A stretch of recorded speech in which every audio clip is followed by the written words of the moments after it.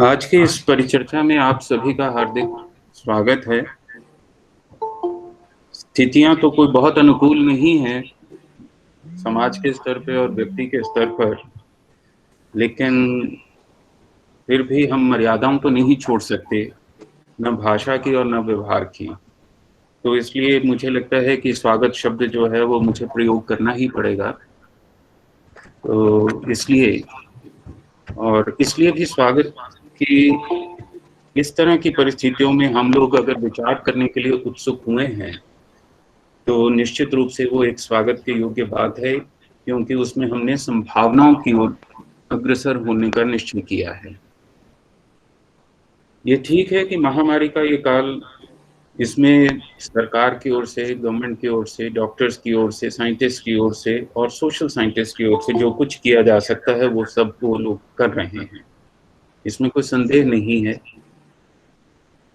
लेकिन क्या वो लोग जो कर रहे हैं उसमें हम लोगों का इंडिविजुअल के तौर पर और जिस रूप में हम लोग अपनी पहचान बनाते हैं, अपने को आइडेंटिफाई करते हैं, तो उस दृष्टि से अगर हम अपने आप को देखें तो हम लोगों का क्या रोल होना चाहिए, और जो भी रोल होना चाहिए, हमारी भूमिका होनी चाहिए, उस भूमिका के अनुकूल क्या हमारा हम जो कर्तव्य कर्म है वो कर पा रहे हैं या नहीं कर पा रहे, और क्या हमें अपने दायित्व का बोध है या नहीं है, ये भी हमारे लिए उतना ही महत्वपूर्ण प्रश्न है।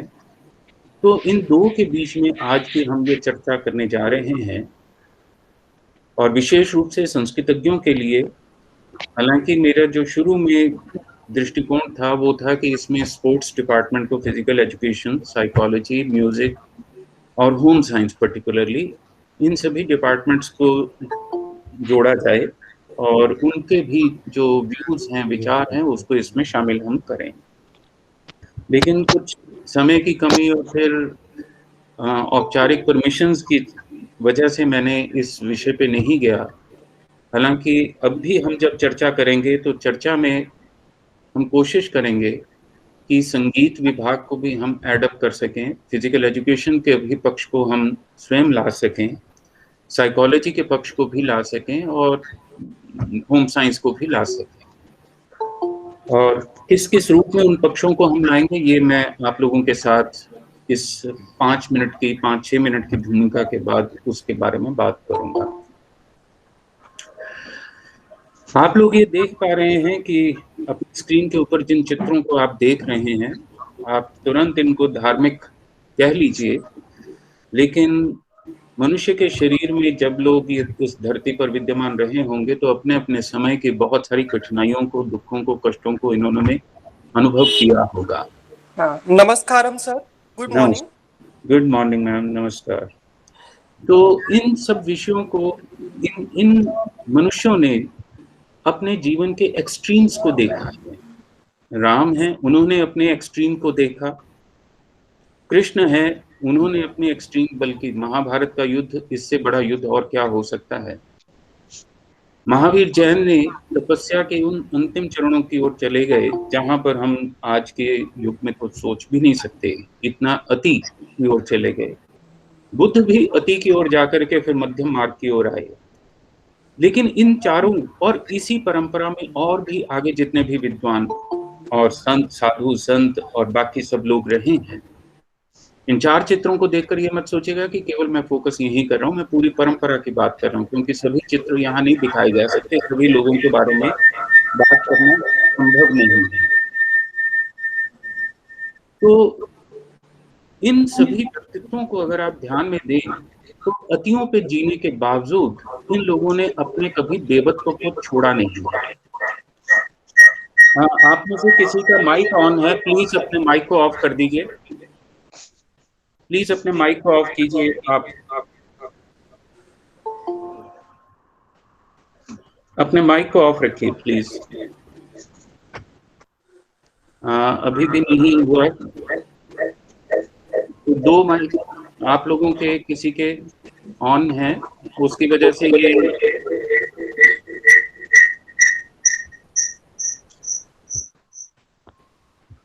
चलिए अपनी बातचीत की ओर अग्रसर होते हैं। कृपया माइक को अभी ऑफ रखिएगा। जिस वक्त चर्चा आरंभ करेंगे तो आप सभी अपने माइक ऑन कर सकते हैं, कोई दिक्कत नहीं है। लेकिन इस तरह से वो विचार क्रम टूट जाता है, तो इसलिए थोड़ा सा मेरा निवेदन है कि माइक अपने ऑफ रखिए अभी। तो जैसे कि मैं आप लोगों से बात कर रहा था कि ये जो मनुष्य रहे हैं, इन और इनकी परंपरा के जितने भी आगे चल करके मनुष्य हुए हैं, जिन्हें आप साधु संत महापुरुष जो भी कहना चाहें, सभी ने अपने समय की अतियों को झेला है, लेकिन उन्होंने अपने देवत्व को कभी छोड़ा नहीं है। इस देवत्व को आप किसी भी रूप में समझना चाहें, लेकिन मेरे लिए देवत्व जो है वो एटिमोलॉजिकल मीनिंग से ज्यादा मैं उसको नहीं अभी ले रहा है। उस देवत्व के कारण ही वो दो शब्दों को उन्होंने पकड़ा, जो कि आप अपनी स्क्रीन में नीचे देख पा रहे हैं। एक है शांति और दूसरा है मंगल। कि चाहे वो युद्ध का क्षेत्र है, क्रोध का है, तपस्या का है, कुछ भी है, वो शांति से आरंभ होकर के अंत में वो अपने मंगल की पूर्णता को, कल्याण या आनंद की पूर्णता को प्राप्त करता रहा है। ऐसी मेरी समझ है, संस्कृत विभाग की ऐसी समझ है। अब इसके बीच में जो हमें आज खोजना है, जिसपे हमें आज चर्चा करनी है, वो है कि इस सब के बीच में, जो कि अंग्रेजी में आप कोटेशन देख रहे हैं, a state of wellbeing in which an individual realises one's own potential, can cope up with normal stresses of life, can work productively and fruitfully, and is able to make contribution to their community। तो इस दृष्टि से संस्कृतिस्ट, संस्कृतज्ञ जो हैं, वो क्या कर रहे हैं और क्या नहीं कर रहे, इन कुछ प्रश्नों पे हम चर्चा करेंगे। और साथ ही मैंने, जैसा कि आप लोगों से कहा था, कि इसमें दूसरे विभागों को मैं और जोड़ना चाहता था, विशेष रूप से होम साइंस, फिजिकल एजुकेशन और म्यूजिक, साइकोलॉजी। क्योंकि होम साइंस से हमें ये सीखने को मिल सकता है कि अगर हमने कोई रिकमेंडेशंस देनी है, अगर हम कुछ कंट्रीब्यूट करना चाहते हैं, तो आहार विज्ञान को हम वहां से दे सकते हैं। अगर हम फिजिकल एजुकेशन वालों को हम जोड़ना चाहते थे, तो इस दृष्टि से कि भी वो लोग योग और हेल्थ के ऊपर काफी बात कर सकते हैं, कुछ रिकमेंडेशंस दे सकते हैं, और संस्कृतिस्ट अपनी दृष्टि से उसको भी इस परिप्रेक्ष्य में अपने साथ ले सकते हैं, एडअप कर सकते हैं। साइकोलॉजी और म्यूजिक वालों को हम काउंसलिंग के पर्सपेक्टिव से और ऐसे संगीत की दृष्टि से जो कि लाभकारी हो सकता है, स्ट्रेस के टाइम में जो हमें एक शांति दे सकता है और हमें शांत कर सकता है, समाज को और व्यक्ति को, तो उस दृष्टि से उन सभी विभागों को जोड़ने की इच्छा थी। लेकिन जैसा कि मैंने कहा आप लोगों से कि इस में हम उन सभी को अभी जोड़ नहीं पाए, क्योंकि समय का थोड़ा सा अभाव रहा, और फिर सभी से परमिशन लेना ये भी अपने आप में बड़ा काम हो जाता है। तो कुल मिलाकर के कृपया अंशु अपना माइक ऑफ कीजिए। तो कुल मिलाकर के ये मैंने एक बात आपके सामने रखी कि शांति, इस महामारी के काल में हम शांति से कल्याण के बीच की जो यात्रा है, उसमें संस्कृतज्ञ क्या रोल अपना सकते हैं। और संस्कृतज्ञ का मतलब सिर्फ ये नहीं कि जिसने शास्त्र कंठस्थ कर रखे हैं या संस्कृत पढ़ा रहा है। संस्कृत क्योंकि बड़ा एक व्यापक विषय है, वो आपके जीवन और मृत्यु के साथ जुड़ा हुआ एक विषय है, और बहुत सारी परिस्थितियों में वो आपके साथ रहता ही है, किसी न किसी रूप में वो रहता है, चाहे वो संस्कृति के रूप में रहे या किसी अन्य विषय के रूप में वो रहे। तो इसलिए संस्कृत के प्रति जो थोड़ा सा भी संवेदनशीलता रखते हैं या जानते हैं, समझते हैं, तो वो सभी अपनी राय इस विषय में रख सकते हैं। विषय को मैं थोड़ा और आगे बढ़ा लूं कि जैसे कि मैंने आप लोगों से बात की थी कि शांति और मंगल के बीच की यात्रा में, तो शांति का एक स्वरूप हमें यहाँ ये देखने को मिलता है। और शांति का रूप मैं पढ़ नहीं रहा हूँ सारे के सारे, क्योंकि समय को मैं थोड़ा बचाना भी चाहता हूँ। केवल एक पृष्ठभूमि के रूप में, एक भूमिका के रूप में आप लोगों के साथ ये शेयर कर रहा हूँ। एक तो ये यौ शांतिरंतरिक्ष गुम शांति, ये सब मंत्र आप जानते हैं, और स्वस्ति न इंद्रो वृद्धश्रवा आदि इन मंत्रों से आप सभी परिचित हैं।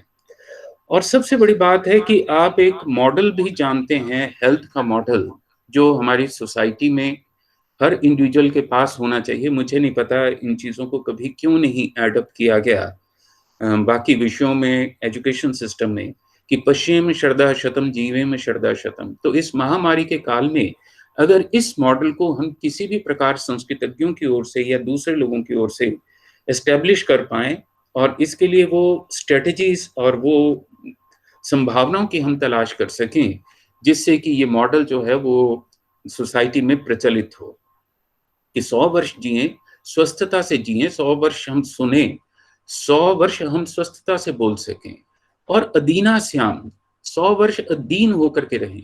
क्योंकि इस वक्त महामारी में यही एक समस्या बहुत आ गई है कि दीनता का प्रवेश हो गया है, क्योंकि दबाव बहुत सारे हैं, और वो दबाव चाहे वो भूख के हैं, चाहे वो भय के हैं, क्योंकि नौकरियों का अभाव और बहुत सारे जो है अन्न का अभाव, या उस सारी व्यवस्थाओं को देखते हुए आप सब समझते हैं, मैं उसमें नहीं जा रहा। और ये जो मॉडल है, इस मॉडल का जो अगला जो स्टेप है, वो भी आपको मैंने यहाँ पर संस्कृत शास्त्रों की ओर से लिख दिया है, कोट कर दिया है, कि वांग में मनसी प्रतिष्ठिता, मनो में वाची प्रतिष्ठिता। और क्योंकि इस वक्त यही सबसे बड़ी प्रॉब्लम आ रही है कि हमारी जो वाणी है वो मन में प्रतिष्ठित नहीं हो रही, कि हमारा मन जिस तरह से कह रहा है और जिस तरह की वाणी हम बोल रहे हैं, दोनों में ठीक ठीक तालमेल नहीं बैठ रहा, और मन वाणी में भी प्रतिष्ठित नहीं हो रहा। ये एक आज के युग की बहुत बड़ी समस्या आ रही है। तो ये सारा जो ज्ञान है और ये सारा जो हमारा व्यवहार है और जो हमारी भाषा है, इन सब में एक जो क्योस आने की स्थितियां बन रही हैं, हालांकि बहुत प्रयासों के द्वारा, बहुत सारी बुद्धि की उपयोगिता से हम इनको कंट्रोल करने की कोशिश कर रहे हैं, लेकिन फिर भी हम उसका जो एक प्रभाव है वो हम देख ही पा रहे हैं कि लोग उसको झेलने में थोड़े से अक्षम होते जा रहे हैं। तो ये केवल एक भूमिका के रूप में कि हमारे पास ये चीजें उपलब्ध हैं, लेकिन और इस स्लाइड को मैं छोड़ देता हूं अभी, तो सीधे सीधे मैं प्रश्नों पर आ जाता हूं, जिन प्रश्नों की वजह से हमने संस्कृत विभाग की ओर से ये चर्चा रखी है। निश्चित रूप से चर्चा है, कोई लेक्चर्स वगैरह वाली बात नहीं है। आप निश्चिंत होकर के अपने सुझाव दे सकते हैं, अपने प्रश्न भी रख सकते हैं, जो भी आपको। तो जैसे कि मैंने आप लोगों से बात की थी कि दो ही चीजें इसमें सबसे महत्वपूर्ण है, कि कर्तव्य कर्म क्या है हमारा, और दायित्व बोध। कर्तव्य कर्म अगर आप ये मानते हैं कि आपने 4 पीरियड पढ़ा लिए और आपने घर के कामकाज कर लिए, खाना पीना खा लिया और घर से बाहर नहीं निकले सरकार के कहने पे, तो अगर तो कर्तव्य कर्म आपका इतना ही है, तो फिर तो ज्यादा कुछ कहने वाली बात नहीं है, फिर तो आप शिष्टतम हैं।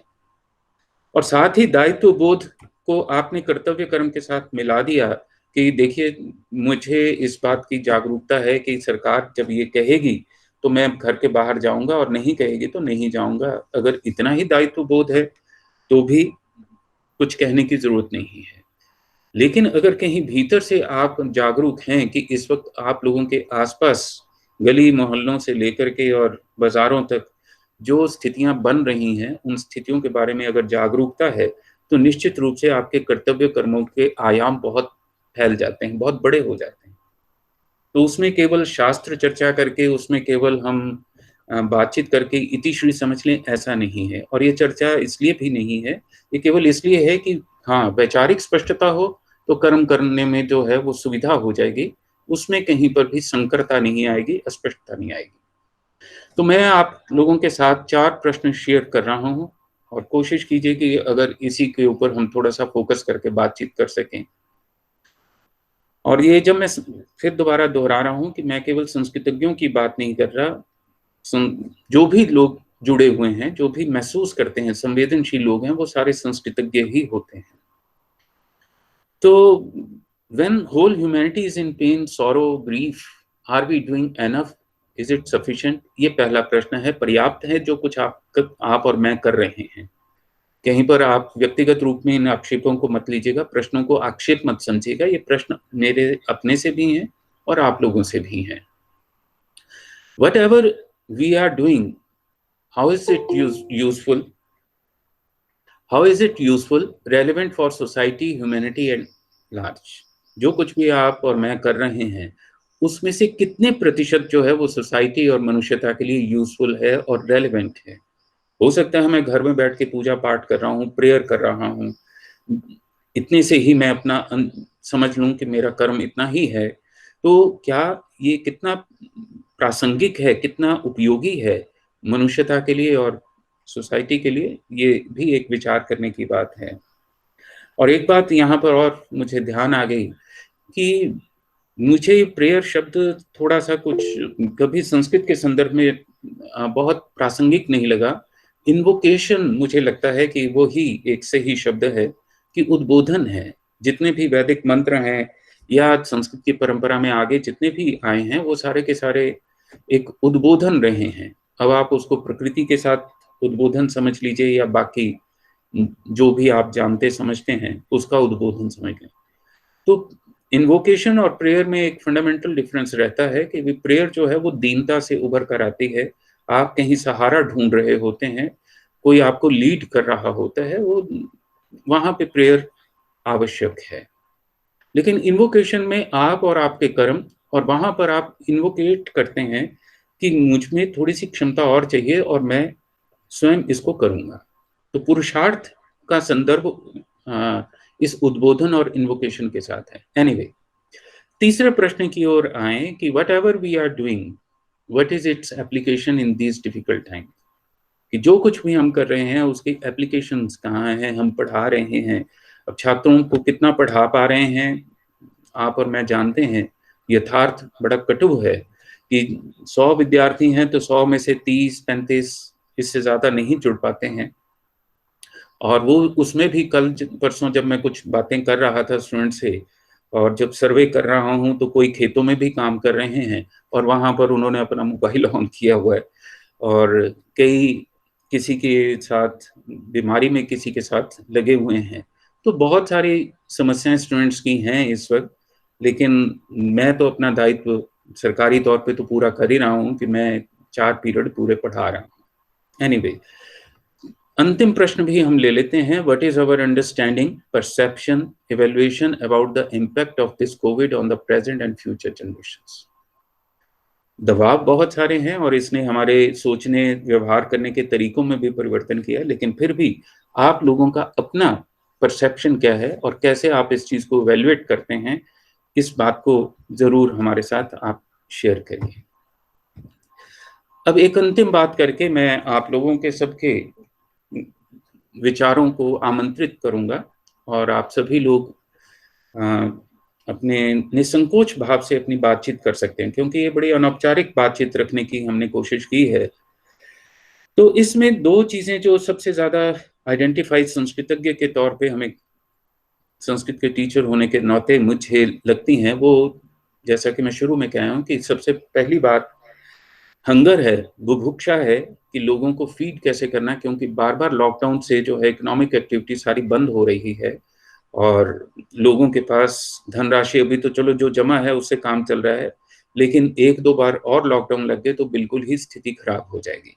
तो भूख को कैसे हैंडल करना है, ये इस वक्त सबसे बड़ी चुनौती है। और दूसरा भय जो पैदा हो रहा है, चाहे वो वैक्सीन को लेकर के भी भय है और बीमारी को लेकर के तो है ही है, कि उस भय के कारण कई बड़े अजीबोगरीब व्यवहार लोगों को देखने के मिले हैं कि दूसरे को वो एंटरटेन भी नहीं करते, अपने ही लोग जो है वो अपने की मृत्यु होने पर उनको छू नहीं पा रहे हैं। तो वो एक अपने आप में बहुत बड़ा भय है और उसके कई सारे प्रभाव आप सभी लोग देख ही पा रहे होंगे। अब इसमें संस्कृतज्ञों से जब कभी छोटी मोटी ऐसे बात हुई, क्योंकि सामान्य रूप से संस्कृतज्ञ इस तरह की चर्चाएं कम ही करते हैं, तो 2-3 बातें मुझे समझ में आती हैं। ये जो रेड कलर में आप देख रहे हैं लेफ्ट हैंड साइड की ओर, कि संस्कृतज्ञ या तो सामान्य रूप से कथा वाचन कर लेंगे, कर्मकांड कर सकते हैं कि यज्ञ कर लिया हमने, देखो जी लोगों के दुख दूर करने के लिए, बीमारी दूर करने के लिए, अपनी शक्ति बढ़ाने के लिए मंत्रोच्चारण आप कर सकते हैं, या फिर आप ज्योतिष के हिसाब से कुछ अपने मूल्यांकन करवा सकते हैं, तद अनुकूल कोई उपाय कर लेंगे। सामान्य रूप से संस्कृतज्ञ के लोग जो हैं वो ये 3-4 चीजें ही करते हैं, और अधिक हो तो मुझे पता नहीं, आप लोग उसके बारे में बता सकते हैं। तो समाज और व्यक्ति के जो अलग अलग आयाम हैं, जो विविध स्तर हैं, उन इन 4 के अतिरिक्त मुझे लगता है कि जो संस्कृतज्ञों को करना चाहिए था वो शायद नहीं कर पाए। पहली बात कि अंतःकरण परामर्श जो है, साइकोलॉजिकल जो काउंसलिंग है, वो बहुत जरूरी है, और वो 5 प्रकार की है, वो मैं आपसे एक स्लाइड में शेयर कर लूंगा। आप म्यूजिक के हिसाब से भी उनको परामर्श दे सकते हैं, क्योंकि जिस दबाव में जा रहे हैं उसमें किस तरह का संगीत सुनना उनके लिए उचित होगा, जिससे कि वो रिलैक्स हो सकें और क्रिएटिव हो सकें। और इंटरेस्टिंगली इस वक्त म्यूजिक में बहुत सारे एक्सपेरिमेंट्स हो रहे हैं, और जो लेटेस्ट मैंने अभी एक्सपेरिमेंट इनका सुना है वो है बुद्धिस्ट तिब्बतन म्यूजिक, जो बहुत ही खूबसूरत अपने आप में है, और वाकई उसके प्रभाव अपनी तरह के हैं। उसके बाद योग के परामर्श तो आप सभी दे ही रहे हैं, सभी देते ही हैं, और बड़े बड़े आचार्य इस बारे में दे रहे हैं कि योग करिए आप। आहार का परामर्श, यहाँ पर मैं चाहता था होम साइंस के लोग हों और योग के संदर्भ में फिजिकल एजुकेशन के लोग हों, कि किस तरह का आहार, क्योंकि वेस्टर्न जो आहार पद्धति है, जो उनका सिस्टम है और जो उनका कंटेंट है भोजन का, वो बड़ा ठोस है, और जबकि हमारा जो भारतीय भोजन का जो कंटेंट है वो बड़ा लिक्विड फॉर्म में रहता है। और उस तरह के आहार को किस तरह से लिया जाना चाहिए, ये एक काउंसलिंग संस्कृतज्ञों को करनी चाहिए थी, सजेशंस देनी चाहिए थी। और जो सबसे अंतिम और सबसे महत्वपूर्ण बात है कि कर्म कैसे करें। आप इन सारी परिस्थितियों के बीच में रहते हुए कर्म को कैसे करें, और कर्म के बारे में आपकी अपनी समझ क्या कहती है। तो कुल मिलाकर के मुझे लगता है कि अगर संस्कृतज्ञ और संस्कृति से जुड़े हुए जो भी लोग हैं या संवेदनशील लोग हैं, वो अगर इन पक्षों की ओर काम करें, तो मुझे लगता है कि हम कुछ एक सकारात्मक चीजें सोसाइटी को हम दे पाएंगे। और अंतिम बात कहकर के मैं आप लोगों के साथ समाप्त कर रहा हूं, और विचार आपके आमंत्रित कर रहा हूं कि संस्कृत विभाग ने काफी देर से कई तरह के प्रयोग करने की कोशिश की है। उसमें से हमने 5 काउंसलिंग टेक्निक्स यूज किए अलग अलग संदर्भों में पिछले कुछ वर्षों में, और कुछ के रिजल्ट्स भी अच्छे आए, लेकिन कुछ फॉलो अप नहीं हो पाए, और फिर उसके बाद क्योंकि उतना सहयोग और समर्थन नहीं मिलता, तो इसलिए फिर वो बीच में ही छोड़ दिए। तो गीता को, जैसे कि हमने गीता की पद्धति को फॉलो किया, तो धार्मिक ग्रंथ की वजह से नहीं, केवल उसके विषाद को वो हैंडल कैसे करते हैं, अर्जुन के विषाद को, उस टेक्निक को हमने फॉलो अप करने की कोशिश की, और उस टेक्निक के आधार पे प्रयास हमने किया। फिर उसके बाद योग वासिष्ठ को भी हमने उसका प्रायोगिक व्यवहार करने की कोशिश की है, कि ये जो एडोलसेंट एज में जो उदासी आती है, उचाटपन आता है, और अकर्मण्यता की चीजें सी आती हैं कि वे कॉलेज के ग्राउंड में बैठे हुए हैं, दिल ही नहीं करता क्लास में जाने का, तो योग वासिष्ठ पद्धति को भी वहां पे थोड़ा सा प्रयोग करने का हमने प्रयास किया। तीसरी एक जो काउंसलिंग टेक्निक त्रिपुरा रहस्य की है, इसको कभी यूज नहीं किया, लेकिन इट्स ब्यूटीफुल काउंसलिंग टेक्निक, कि किस तरह से जो है वो एक पत्नी जो है वो किस रूप में उस चीज को जो है वो काउंसल करती है अपने पति की, और वो physical level to spiritual level किस तरह से यात्रा करवाती है, ये बड़ा इसमें महत्वपूर्ण है। चौथी जो काउंसलिंग टेक्निक यूज की, और ये इफेक्टिव भी काफी रही, कि दुर्गा सप्तशती का, कि जब आप किसी प्रियजन को खोते हैं तो उस चीज को किस तरह से आप स्वीकार करें, किस तरह से हैंडल करें, ये बड़ी एक महत्वपूर्ण बात है। ये टेक्निक के तौर पे यूज किए हैं, हमने कभी भी इन चीजों को किसी को ये रिकमेंड नहीं किया कि आप धार्मिक रूप में इसका पाठ करना शुरू कर दें और ये कर दें, ऐसा नहीं है। वो अपने पास ही रखा है कि हमने क्या करना है, केवल उसकी टेक्निक को यूज करने का प्रयास किया है। लेकिन ये भी नहीं है कि इन ग्रंथों को कभी हम अंडरमाइन करने का प्रयास किया हो। और पंचम पद्धति जो है काउंसलिंग की, वो पंचतंत्र की, जिसमें मूर्ख व्यवहार। अब मूर्ख को केवल ये मत इडियट ही मत समझेगा, ये इसमें जड़ता का व्यवहार जो है, उस व्यवहार को समझाने के लिए स्टूडेंट्स के साथ इसका काफी उपयोग किया, और ये काफी सक्सेसफुल भी रहा। और बड़ी अच्छी इसमें बात ये रही कि साइंस के स्टूडेंट्स के साथ जब हमने इस टेक्निक को क्लास में यूज किया, तो इसके काफी अच्छे प्रभाव देखने को मिले, क्योंकि इसके माध्यम से उनको और कई कॉन्सेप्ट समझाने में बड़ी सुविधा हुई, जैसे कैपिटलिज्म का, कम्युनिज्म के कॉन्सेप्ट्स और सोशलिज्म के कॉन्सेप्ट्स, और फिर उसमें जो साइकोलॉजिकल एस्पेक्ट्स हैं, मतलब ये सारी कोशिशें हम लोगों ने, संस्कृत विभाग ने अपनी ओर से की हैं।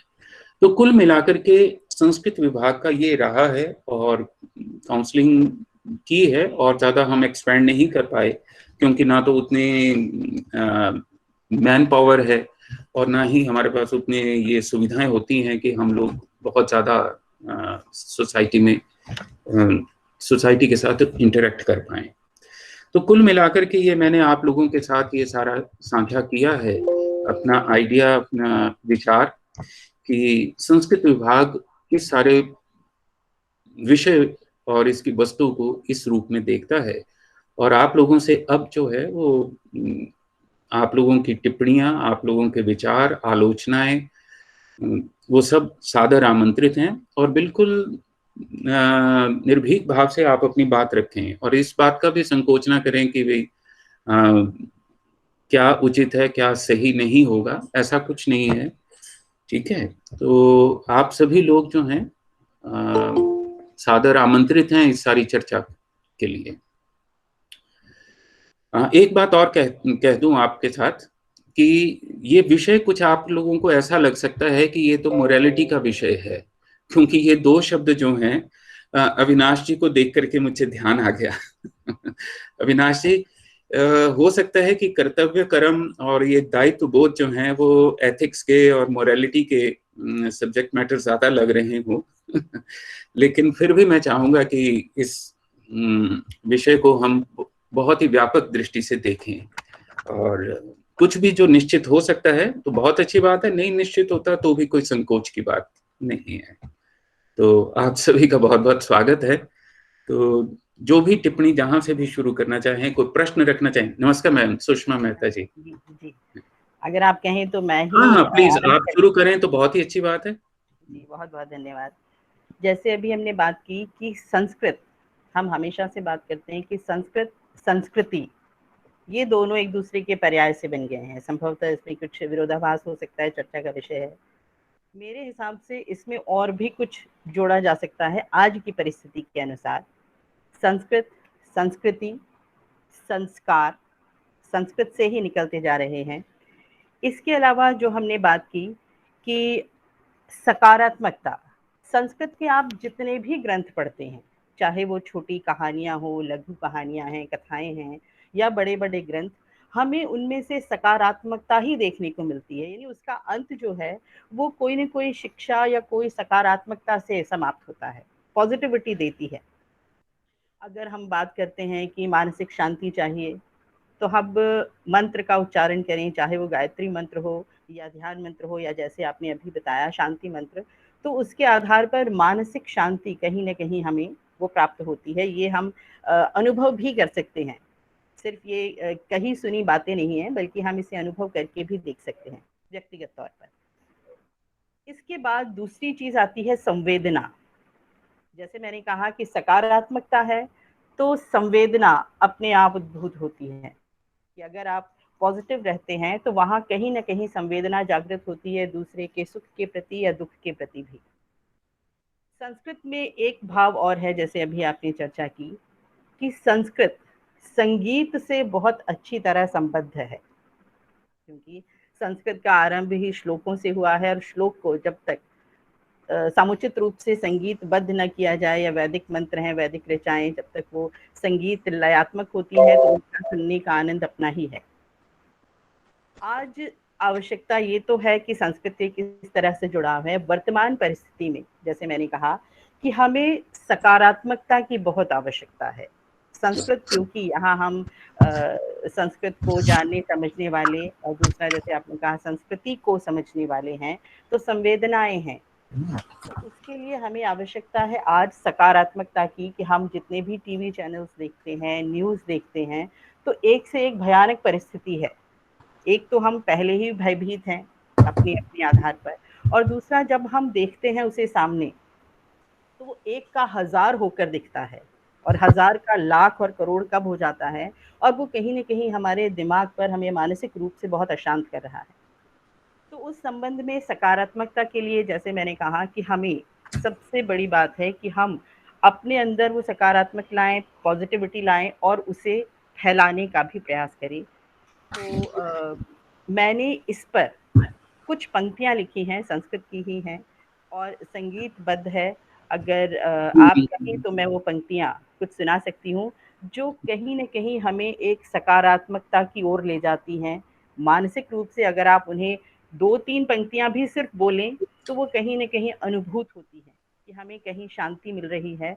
और मैं यहाँ कहना चाहूँगी कि यहाँ पर वर्तमान परिस्थिति में उद्बोधन मैं नहीं कहूँगी, जैसे अभी आशुतोष जी ने कहा कि यहाँ पर दैन्यता है, दीनता है, क्योंकि जो परिस्थिति हमने बना ली है, मनुष्य के रूप में हमने बना ली है, आज हम उसी में ही जकड़े गए हैं। तो जैसे कृष्ण ने कहा था, कर्मण्येवाधिकारस्ते मा फलेषु कदाचन, मा कर्मफल हेतुर्भुर मा संगो अस्तु अकर्मणि। तो कर्म हमें करना है, कर्तव्य करना है। हमें अगर मेडिसिन लेनी है, हमें अपने आसपास के लोगों को, चाहे वो हमारे घर में मेड हैं और कोई आसपास के लोग जिन्हें सहयोग की आवश्यकता है, हम छोटे-छोटे स्तर पर वो कर सकते हैं। तो यहाँ पर मैं वो कुछ पंक्तियाँ अगर आशुतोष जी कहें तो जी मैं जी वो जी जी। पंक्तियाँ कहना चाहती हाँ जी। हूँ। शुभम भवतु भवतु, शुभम भवतु भवतु, शुभम भवतु भवतु, शुभम भवतु भवतु। प्रभो क्षम्यतां, प्रभो क्षम्यतां, प्रभो क्षम्यतां, शुभं भवतु भवतु। प्रभो कुरु रक्षां, प्रभो कुरु रक्षां, प्रभो कुरु रक्षां, प्रभो कुरु रक्षां। शुभं भवतु भवतु, शुभं भवतु भवतु, शुभं भवतु भवतु, शुभं भवतु भवतु। प्रभो देहि सर्वेभ्यः आरोग्यं, प्रभो देहि सर्वेभ्यः आरोग्यं, प्रभो देहि सर्वेभ्यः आरोग्यं, प्रभो देहि सर्वेभ्यः आरोग्यं। शुभं भवतु भवतु, शुभं भवतु भवतु, शुभं भवतु भवतु, शुभं भवतु भवतु। प्रभो देहि विश्वाय शान्तिदानं, प्रभो देहि विश्वाय शान्तिदानं। शुभं भवतु भवतु, शुभं भवतु भवतु, शुभं भवतु भवतु, शुभं भवतु भवतु। यहाँ मेरी दीनता है कि कृष्ण ने कहा माम एकम शरणम व्रज, तो हम सब अपने तौर पर प्रयास करें और अंतिम उस ईश्वर को आधार मानकर। तो मेरी धारणा ये है कि सकारात्मकता होनी आवश्यक है। जी जी जी ma'am, thank you so much. बीच में मुझे एक और हमारे बीच में विद्वान जुड़े हैं, मैं निश्चित रूप से उनसे चाहूंगा। के E Sadanand Unni, he is a child psychiatrist, so I will request him to address us.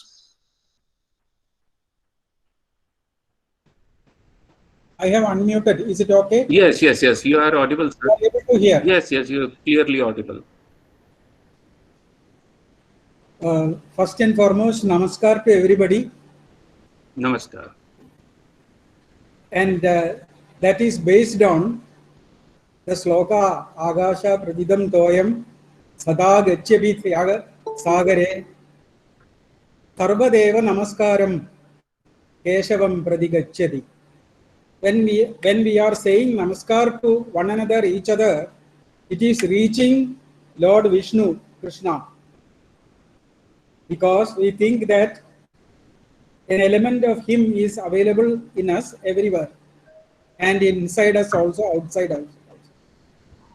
Now coming to the point of inbuilt psychotherapy facility, which I am suggesting and noting, I would like to describe it to everybody and share that feeling to everybody. But the Bhagavad Gita is interpreted by many authors. One of them from North Kerala is Pandit P. Gopalan Nair, who has interpreted it in a symbolic way. Lord Krishna is representing the plan, the intellect, and Arjuna is representing the Kartavya karma, the initiator of the Kartavya and karma. And because of this symbolism and this lineage to our culture, we are all having a inbuilt psychotherapy where we are thinking that we are like a chariot and we are doing the karma according to the orders of the intellect, the element of Lord Vishnu within us. And that particular concept in a symbolic way is auto-psychotherapeutic to each of us who is sharing this culture of our ancient country. Thank you. Great. Really great. You have very briefly and very precisely you have put forward your point. But before that, I will like to understand one more thing. Since you are child psychiatrist, you are dealing with children also. So how do you see these pandemic? How do you find these children behavior or changes in the children behavior in these pandemic times, and how you have counseled them? Have you tried this? During the pandemic, Yes. when anybody, doctor, psychologist, psychiatrist, anybody, if they are confronting the children, there are many things to be kept in mind. One is the child's problem of not having the facility to socialize, communicate with the neighbor, with the society, with the school, with the friends, and he is confined. And because of that, he is becoming or she is becoming a little restless, unhappy, and having low mood. And this is producing problem in the behavior of the children, which the parents are not able to control. So what we have to bear in mind is, we have to keep away all our classificatory system of psychiatric disorders and come down to the present problem of COVID and its management. And jumping into diagnosis, which are well-established concepts in the psychiatric textbooks, it should be kept away now. We have to think about the present problem and look at it in a humane way, with a humanitarian point of view, child development point of view, and we will have to give inputs to the child and also the parents as to how to manage this situation. What I am doing is, I am suggesting to them, all these are over the telephone, online. I am suggesting to them that child development, it is a process which we are not able to arrest or anything. It goes on. It is beyond our control to stop it during the COVID period. He has to develop, he will be developing. She has to develop, she will be developing. So what we have to do is, we have to find out alternatives within the home, indoors, how to manage them. One way is to engage them in artistic work, mono act, drama type of therapy, artistic painting type of work, just like what you said, making them hear music, tell stories, and not only that, for their physical activity, every hour, if possible, 10-15 minutes of physical activity, which is not slow activity, but a little fast activity. Simple can be fast walking, running, jumping, etc., or playing some indoor games, or even outdoor games in the portico, etc. This is how we are managing. Okay. That's fine. So that's a good thing. And let us see. We'll take up these issues in the last when we conclude this discussion session. So thank you, sir. Thank you so much I for would like giving to, us. I would like to suggest a small thing. Yes, yes, please So, do. there are 33 participants and you as a leader. I would like to suggest to each one of you, please go to the Google and Mm-hmm. type in YouTube and then put Surya Gayatri. Okay. SOORYAGA.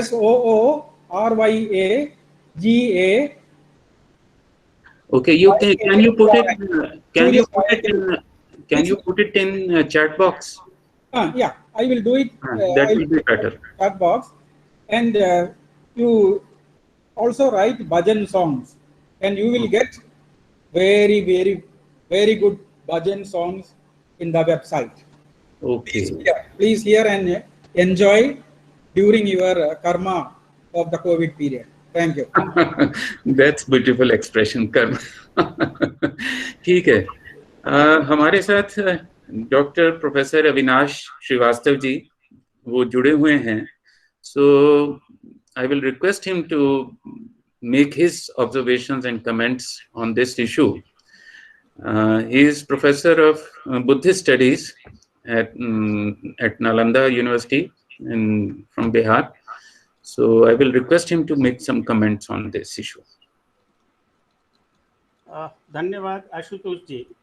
वस्तुतः बड़े माने मनोयोग से मैं इन दोनों वक्ताओं को सुन रहा था और जो बात मेरे मस्तिष्क में आ रही थी कि वर्तमान काल में दो प्रकार की बातें हमारे साथ आ रही हैं. पहला तो इतना विषाद हो रहा है कि बहुत सारी दुर्घटनाएं इस विषाद के कारण, इस भय के कारण हो जा रही हैं, क्योंकि हम इतने भयाक्रांत हो चुके हैं कि हमारे अंदर वह विश्वास का जागरण नहीं हो रहा है. और तब मुझे गीता का स्मरण आता है जहां पर वो श्री कृष्ण से कहते हैं कार्पण्य दोषो निहत पहायं पृच्छामि त्वं धर्म सम्मूढ़ चेता. और तब वो कहते हैं कि वर्तमान परिस्थितियों में अतीत की चिंता अनपेक्षित है और आवश्यकता है अंदर एक विश्वास की, क्योंकि जो संशय करता है संशय आत्मा विनश्यति. अब मृत्यु के ऊपर इतना भयाक्रांत होकर के संशयित होने की कोई अपेक्षा नहीं. आपके आख्यान को मैंने सुना और मैंने देखा कि वर्तमान स्थिति में दो बातें आ रही जी. तो सारी समस्याएं हम आतंकित होकर के भी पैदा कर रहे हैं. हमारी संवेदनशीलता समाप्त होती चली जा रही है और आवश्यकता है ऐसी स्थिति में अपने अंदर विश्वास के जागरण करने की. जब तक हम अपने अंदर विश्वास का जागरण नहीं करेंगे तब तक हम अपने कार्यों को संपादित करने में असमर्थ होंगे. और इसके लिए बौद्ध धर्म में एक बड़ा ही अच्छा सूत्र दिया हुआ है जिसे हम सम्मय वायामो कहते हैं. सम्मय वायाम का अर्थ है कि हमारे अंदर जितने भयाक्रांत करने वाले विचार हैं, जितने अशुभ विचार हैं, जितने आतंकित करने वाले विचार हैं, सबको हम समाप्त करने का प्रयास करें. क्योंकि जब तक ये चीजें रहेगी तब हम सम्यक रूप से इन सारी चीजों का न तो अवलोकन कर पाएंगे, न तो आकलन कर पाएंगे और न तदनुरूप हम काम कर पाएंगे. और दूसरा है अपने अंदर विश्वास की संरचना करने, क्योंकि बाहर से आने वाले जो हमें भयाक्रांत करने वाले विचार हमारे मस्तिष्क को प्रभावित न करें, इसके लिए आवश्यकता है कि हम अपने अंदर इन सारे विचारों को आने न दें. और तीसरा है अपने अंदर शुभ विचारों को जागृत करने की. We must have confidence in the life. जैसे युधिष्ठिर ने इस प्रश्न के उत्तर में कहा था किम आश्चर्यम, तो उत्तर में कहा था कि जब संपूर्ण विश्व में मृत्यु का तांडव हो रहा है फिर भी हम अमृतत्व की कामना करते हुए अपने कार्यों को संपादित कर रहे हैं. हमें इस प्रकार के भाव अगर हम जागृत करते हैं तो मृत्यु का इतना बड़ा तांडव नहीं हो सकता है. हम इन्हें दूर करने में समर्थ हो जा सकते हैं, क्योंकि भय के कारण बहुत सारी चीजें जो हम कर सकते हैं, जो करणीय है, वो अभी हम भूल जाते हैं, विस्मृत कर जाते हैं. और इसके लिए आवश्यक है कि अपने अंदर विश्वास का संचार करें। और जी तीसरा है और चौथा है कि हम समस्त प्रकार के शुभ विचारों को धारण करें। जो हमारे पास विचार आ रहे हैं इन सारी चीजों को दूर करने का, उसे संकलित करें। ये तो हो गया मानसिक रूप से। जी शारीरिक रूप से भी तो गीता में बड़ी अच्छी बात कही गई है, युक्त आहार विहारस्य युक्त चेष्टस्य कर्मसु युक्त स्वप्नावबोधस्य योगो भवति दुःखः। अगर हम इसका नियमित रूप से पालन करते हैं तो मैं समझता हूँ कि बहुत सारे कार्यों का निदान संभव है। ऐसी बात नहीं है कि कोरोना इतनी बड़ी महामारी है कि हम उससे अलग हो जाते हैं। और ऐसी अवस्था में दो बातें अपेक्षित हैं। पहली बात, अपने अंदर मानवीय संवेदनाओं को जागृत करना। अभी हम देख रहे हैं कि हमारे बगल में किसी की मृत्यु हो जाती है तो हम इस भय से नहीं जाते हैं कि शायद मुझे कोरोना हम ग्रस्त न हो जाए। तो ये जब तक मानवीय संवेदना हमारे पास नहीं रहेगी तो हमारे डॉक्टर, हमारे जो है स्वास्थ्य कर्मी, ये सारे लोग काम कैसे कर पाएंगे। तो हमें उसे भी जागृत करने की आवश्यकता है। और सम्या सती, जिसको सम्यक स्मृति कहते हैं बौद्ध दर्शन में, उसका अनुपालन हमारे लिए आवश्यक है। सम्मा सती हमें बराबर ये स्मरण दिलाता रहेगा कि हमें घर से अगर बाहर जा रहे हैं तो मास्क डाल लें, उसका स्मरण रहना है। घर से एक अंदर आ रहे हैं तो हाथ पांव को प्राचालित कर लें। और प्राचीन काल में इस प्रकार की प्रक्रिया चलती रही है। और मैं समझता हूँ कि हमें इतना ज़्यादा भयाक्रांत होने की आवश्यकता नहीं है। मैं धम्मपद के एक सूक्त के बाद अपनी वाणी को विश्राम दूंगा। वो कहते हैं सब पापस्य अकरण, क्योंकि अभी मैं देख रहा हूं कि आपदा को भी अवसर बना रहे हैं। ये एक प्रकार का कार्य है। तो इससे हमें विरत रहने की आवश्यकता है। हम उसकी एक्सप्लेनेशंस में, उसके उदाहरणों में जाना नहीं चाहेंगे।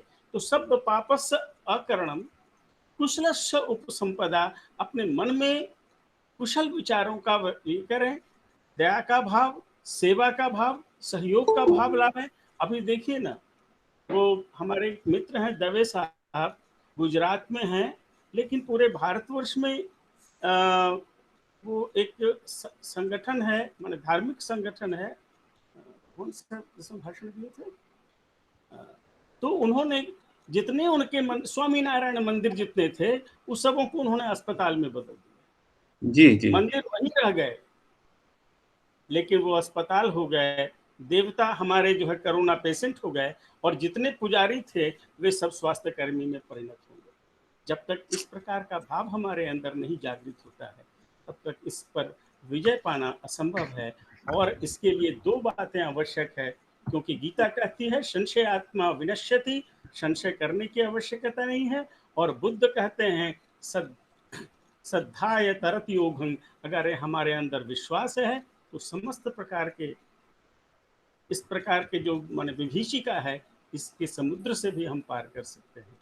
जी धन्यवाद सर, बहुत सही बात कही है कि अगर ये सम्यकता आ जाए तो मुझे लगता है कि इस महामारी को सहन करना और इस महामारी के साथ कोप अप करना बहुत सरल हो जाएगा।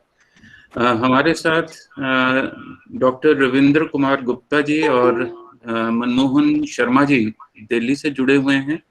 तो डॉक्टर आर के गुप्ता जी, आप कुछ कहना चाहेंगे? हाँ आशुतोष जी, नमस्कार। जी जी जी सर। पहले तो मैं आपको और जो मेरे जो पूर्व वक्ता ने बात कही है उनके लिए आप चारों का बहुत बहुत आभार। मेरे को लग रहा था कि शुरू जैसे आपसे मेरी बात भी हुई थी कि मुझे लग रहा था कि कहीं मैं इस जो विद्वान लोग हैं कि उनके बीच में कहीं मिसफिट ना हो जाऊं, लेकिन सभी ने जो भगवत गीता की बात की तो मुझे लगा कि शायद मैं भी अपनी कुछ बात कह पाऊंगा। सभी ने बहुत ही अच्छी बातें कही। मैं थोड़ा सा सर एक तो संगीत के बारे में मैं कहना चाह रहा था, ये बहुत अच्छा एस्पेक्ट लिया आपने। मुझे याद है कि अभी 3-4 दिन पहले एम्स के जो डायरेक्टर हैं गुलेरिया जी, उनका इंटरव्यू सुन रहा था मैं। तो उनसे एक प्रश्न किया गया था कि भी इस आपदा के समय में जब आप इतने व्यस्त हैं, मन विचलित रहता है, तो आप कैसे अपने मन को उसको करते हैं। तो उन्होंने ये कहा था कि मैं जब यह समय मिलता है जब भी कभी, तो पुराने गाने सुनता हूँ। तो संगीत के अनेक रूप हो सकते हैं कि जो मन को आपको शांत करते हैं, कोई एक स्पेसिफिक नहीं है। और जहां तक बात है, थोड़ी सी मैं करना चाह रहा था कि बहुत अच्छी बातें कही गई, 3-4 बातें भगवत गीता के ही सुंदर में कह रहा हूँ सर। समय के कम होने के कारण मैं श्लोक तो नहीं पूरे कहना चाहूंगा। जैसे आपने शुरुआत में की थी बात, और अविनाश जी ने भी भोजन की बात भी की, और वो किया युक्त आरस्य की बात करी 6ठे अध्याय के। यदि आप 18वें अध्याय का देखें, आप 51 से लेकर 53 तक का, आखिर में 53 वो क्या कहते हैं भगवान श्री कृष्ण की, शांति युक्त व्यक्ति जो है, जो पात्र हो सकता है, वो कौन है? प्रारंभ जो करते हैं वो विशुद्ध बुद्धि तथा सात्विक भोजन से। तो आज यदि इस कोरोना के समय में हम देखें, आज जो हमारा दैनिक जीवन में इस कोरोना से पहले जो हमारा व्यवहार रहा है खान पान का, उसके ओर हमने ध्यान नहीं दिया। उससे भी मैं ये समझता हूं कि ये बीमारी जो है महामारी बनी है। तो हमें ध्यान देना होगा अपने भोजन पर भी। दूसरी बात जो मैं कहना चाह रहा हूं सर, 2-3 बातें, सिर्फ ज्यादा नहीं, संक्षेप में कहना चाह रहा हूं भगवत गीता के संदर्भ में, कि इसके लिए हमें समभाव को अपनाना होगा। और इसके लिए आप भगवत गीता के अध्याय 13 के श्लोक नंबर 27 से लेकर 30 तक देख लीजिए, उससे सफिशिएंट हो जाएगा। और दूसरी बात उससे भी इंपॉर्टेंट जो है वो है सर, भगवत गीता में एक और सूत्र दिया गया है, सर्वभूत हिते रता, जो कि अध्याय 12 का श्लोक नंबर 3 और 4 में है। ये बहुत आवश्यक है। जहां तक स्वस्थ शब्द की बात है सर, भगवत गीता में केवल एक बार आया है शब्द स्वस्थ, 14वें अध्याय में 24वां श्लोक है, कि जिसमें स्वस्थ व्यक्ति की उन्होंने परिभाषा दी है, जिसके लिए मन शांत होना बहुत जरूरी है। आज अभी अविनाश जी जैसे बहुत अच्छी बात कही थी कि संशय को खत्म करना बहुत जरूरी है। संशय है, भगवान श्री कृष्ण का अर्थ ही यही है सर, कि कृष्ण का अर्थ क्या है कि जो संशय को दूर करता हो। और सुषमा जी ने भी बहुत अच्छी, उन्होंने तो काफी संक्षेप में यदि वो तो बहुत से मुद्दे लिए, जिसमें उन्होंने संगीत की बात की, सकारात्मकता की बात कही, संवेदनाओं की बात कही। ये वो संवेदनाएं हैं कि जो हमारी भारतीय संस्कृति के मूल आधार हैं, जिनको सुषमा जी ने बहुत अच्छे ढंग से कहा।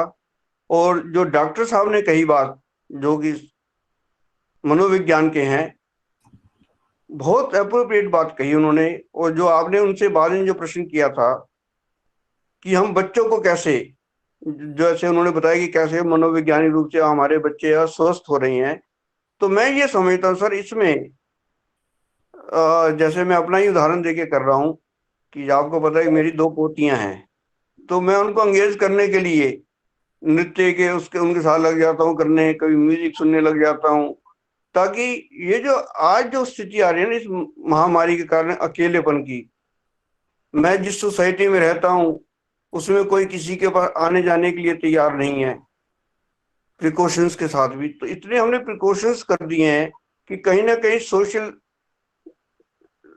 कहा तो गया कि सोशल डिस्टेंसिंग, लेकिन हमने क्या करा कि सोशल को तो भूल रहे हैं, डिस्टेंसिंग पर जो ध्यान दे रहे हैं।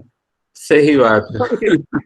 तो इस सोशल को जो है सर, आप समर्पण की दृष्टि से ले लें यदि आप, तो मैं ये ठीक है। समझता हूँ कि, और इसके लिए सर जिसे हम, आपने भी जैसे शुरू में कहा ना, हम पूजा वगैरह करें। भगवान श्री कृष्ण ने भी ना सर 18वें अध्याय का यदि आप 46वां श्लोक देखें तो उसमें बड़ा क्लियर है कि आप एक बार समर्पण कर दें भगवान को, तो उससे क्या होगा कि मैं ये समझता हूँ कि हमें मानसिक शांति मिलेगी। और जैसा कि तीनों ही वक्ताओं ने कहा, मैं समझता हूँ कि जो सकारात्मकता है वो हमें अपने ग्रंथों के अध्ययन से भी मिलेगी, क्योंकि हमें एक अवसर मिलता है जब हम घर पर रहते हैं तो हम अपने दैनिक जीवन से हटकर स्वाध्याय पर जोर दे सकते हैं, और उस स्वाध्याय के अनुरूप जब हम कार्य करेंगे तो मैं ये समझता हूं कि इस महामारी से हम निमट सकते हैं। महामारी इतनी बड़ी नहीं है सर, जितनी हमने मनोवैज्ञानिक रूप से इसको बना लिया है। तो हमें आवश्यकता है कि समर्पण के साथ सर्वभूत हितेरता को ध्यान में रखते हुए अपने कार्यों को करें, जैसा कि भगवान श्री कृष्ण ने भगवत गीता में कहा है। धन्यवाद जी। धन्यवाद डॉक्टर साहब। और मुझे ऐसा लग रहा है कि हम शायद ये जी ये नरेंद्र दत्त जी, आप जी, नरेंद्र दत्त दिल्ली से। जी सर। बड़ा अच्छा आज का ये सारा रहा। मुझे लग रहा है कि हम सब क्योंकि पहले से ही मेरे से पूर्व वक्ताओं ने बहुत अच्छे से विषय को रख दिया है, लेकिन फिर भी एक दो बातें मन में आ रही हैं, तो मुझे लगा कि वो भी आप सबके बीच में रखूं। हम सभी अच्छे से जानते हैं कि भी लाभ हानि, जीवन मरण, यश अयश, विधि हाथ, ये बात हम सब अच्छे से जानते हैं। लेकिन आपने प्रारंभ में भी एक बात रखी थी कि जो है मंत्र शक्ति की भी बात है, लेकिन मुझे लगता है कि कहीं ना कहीं हमारा जो बोलते हैं ना लैक ऑफ कॉन्फिडेंस, वो कहीं ना कहीं वो झलकता है। इसलिए हमने तो ये सुना है कि मंत्र जाप दृढ़ विश्वास, ये हमने सुना है। तो मंत्र की भी शक्ति है, और साथ में जो है अपने मन को भी जो है वो मजबूत करना है। जी। और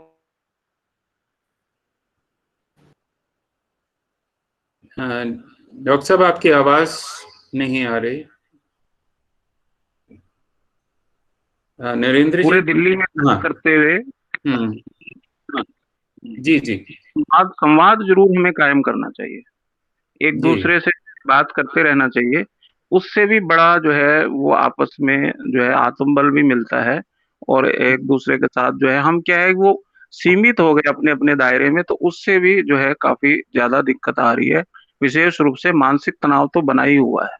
तो ये दो तीन बातें हम करें तो मुझे लग रहा है उसका भी लाभ मिलेगा। ये मैंने प्रयास करके देखा है। ओके, चलिए ये अच्छा आपने बताया है। और जब कंक्लूडिंग रिमार्क्स इसको बनाएंगे तो फिर हम देखते हैं कि क्या निष्कर्ष निकल सकते हैं।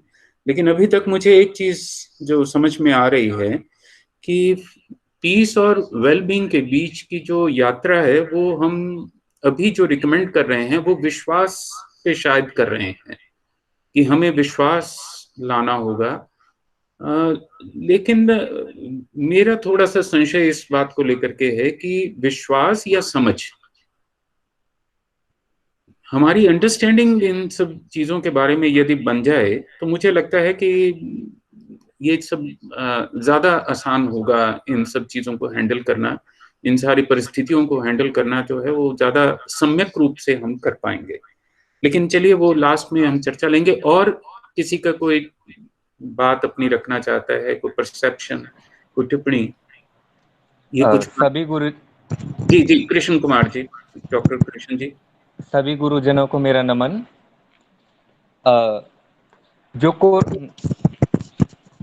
कोरोना वायरस जो है, मुझे ऐसा लगता है कि ये वास्तव में मार्कंडे पुराण में वर्णित दुर्गा सप्तशती के अंदर जो रक्त बीज दानव है वह है।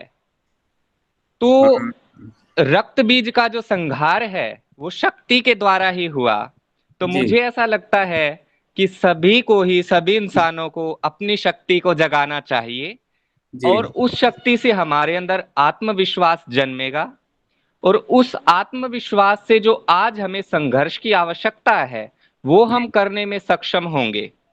और जिससे क्या होगा, हमारे अंदर जब वो उस पर हम विजय प्राप्त कर लेंगे शक्ति के द्वारा, तो हमारे अंदर संतुलन आएगा। और मुझे लगता है कि वो संघर्ष भी जीवन है और वो संतुलन भी जीवन है, और उस शक्ति के माध्यम से ही हमारे अंदर अभिनवता का संचार होगा, जिसको आचार्य अभिनव गुप्त ने अपने तंत्रालोक, तंत्रसार इत्यादि ग्रंथों में बताया है, और उससे हम अपना जीवन जिंदा दिली के साथ जीने में समर्थ होंगे। तो मुझे ऐसा लगता है। बहुत अच्छी बात है। और ये तुलना जो आपने की है मेटाफर रक्त बीज वाला है, बड़ा सुंदर है और बड़ा प्रासंगिक है। ये बिल्कुल वस्तुतः ही रक्त बीज वाली स्थिति है कि जहां जहां उसके ड्रॉप्स गिरते हैं वहां वहां वो कोरोना और पैदा हो जाता है। तो दिस इज रियली गुड। ये एक अपने आप में बहुत अच्छी बात आपने एडअप कर दी है हमारे ज्ञानवर्धन में। और कोई टिप्पणी करना चाहे, कोई आहार के ऊपर डॉक्टर साहब, हाँ डॉक्टर साहब, रक्त बीज की जो बात की, उसका जो संहार हुआ, जी इसका संहार भी उसी प्रकार से संभव है। हम देखते हैं सप्तशती में कि दुर्गा जब उस रूप में आती है तो उन्होंने जितनी भी शक्तियां थी, चाहे वैष्णवी है, चाहे ब्राह्मी है, चाहे शिव की है, यानी जितनी भी शक्तियां थी उन सभी का कुछ ना कुछ रूप लेकर के इकट्ठी सामूहिक रूप से जो है ये हुई, तभी रक्त बीज का संहार हो पाया।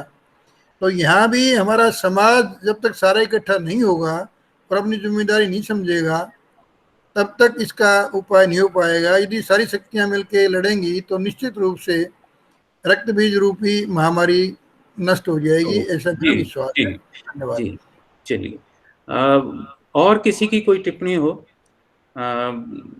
हमारे साथ कई लोग जुड़े हुए हैं। मैडम शिमला से जुड़ी हुई हैं, डॉक्टर अंजलि दीवान, या और कोई लोग भी अपनी टिप्पणी रखना चाहें, संक्षेप में रख लीजिए ताकि फिर हम इसको कंक्लूड करने की ओर। मैडम, आप कुछ दोबारा कुछ कहना चाह रहे हैं? मैं कहना जी चाहती हूँ, जैसे आपने बात की अभी आहार की, हाँ तो मुझे नहीं पता कि आजकल डॉक्टर्स क्यों नहीं वो बताते, उस पर क्यों एम्फेसाइज नहीं करते, जोर नहीं देते कि कोरोना काल में हम देख रहे हैं कि समस्या ज़्यादातर है लंग्स की, फेफड़ों हम्म की, या है लिवर की।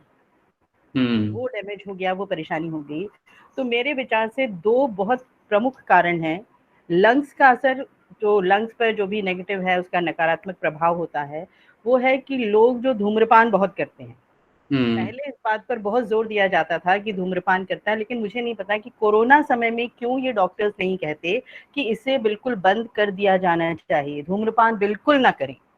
लिवर की बात आती है तो शराब, मदिरापान, कि ये आपके लिवर को पूरी तरह से समाप्त कर देगा, और इस कोरोना काल में तो इस पर ज्यादा एम्फेसाइज देना चाहिए, जोर देना चाहिए। पता नहीं डॉक्टर्स क्यों नहीं कहते, क्योंकि सबसे पहले देखते हैं दुकानें वही खुल गई। ठीक है। तो ये बहुत बड़ी समस्या है जिस पर जोर दिया जाना चाहिए। संभवतः हम इसका कुछ उपाय ढूंढ लें, काफी हद तक हम लोगों को बचा सकते हैं लेकिन अगर मैडम इसको इसका इशू जो है ना वो इकोनॉमिक इशू ज्यादा है। अब क्योंकि आज हमारे लिए इकोनॉमिक ज्यादा जरूरी है या मानवता को बचाना, ये सबसे बड़ी एक समस्या है, चूज करना वो है तो हमें। बात समझता हूँ मैं, क्योंकि इस वक्त पेट्रोल, सिगरेट्स और ये जो ड्रिंक्स हैं, इसी से आपका रेवेन्यू चल रहा है ज्यादा, जीएसटी इसी से आ रही है अदरवाइज। इसलिए मैंने लेकिन कहा बात कि बिल्कुल हमें ठीक है, बिल्कुल वो एक मानवता कहीं पीछे रह हाँ, गई, ये सब नहीं हमने नहीं, क्रिएट किया बिल्कुल है, समझता हूँ आपकी बात को, पूरी गंभीरता के साथ समझ रहा हूँ। यही कहना चाहती हूँ। लेकिन ये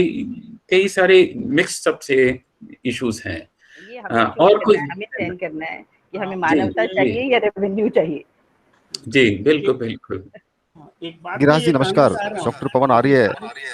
हाँ जी, डॉक्टर पवन कुमार जी, अविनाश जी हाँ उसके जी बाद। जी जी जी, नहीं आपका ये नहीं, बहुत ही बेहतरीन वक्तव्य सुन रहा था, और मैडम ने जो अभी बात रखी है, जी हम मेरे ख्याल से अपने उस सभ्यता के उन पुरोधर, जिस सभ्यता को आज सारी दुनिया नतमस्तक होती है, जिन तक्षशिलाओं में, जिन हमारी पुरानी लाइब्रेरियों में आज लोग आके अपने माथे रगड़ते हैं, और वहां पर हमने उन सारे अपने उस आयाम को इस तरफ धकेल दिया है कि हमें लाभ चाहिए, जी हमें जी जी। आपदा में भी लाभ चाहिए। और ये मैडम का जो दर्द है, ये हम्म धूम्रपान के ऊपर लिखा हुआ है, इससे कैंसर होता है, ये जी फेफड़ों का रोग है।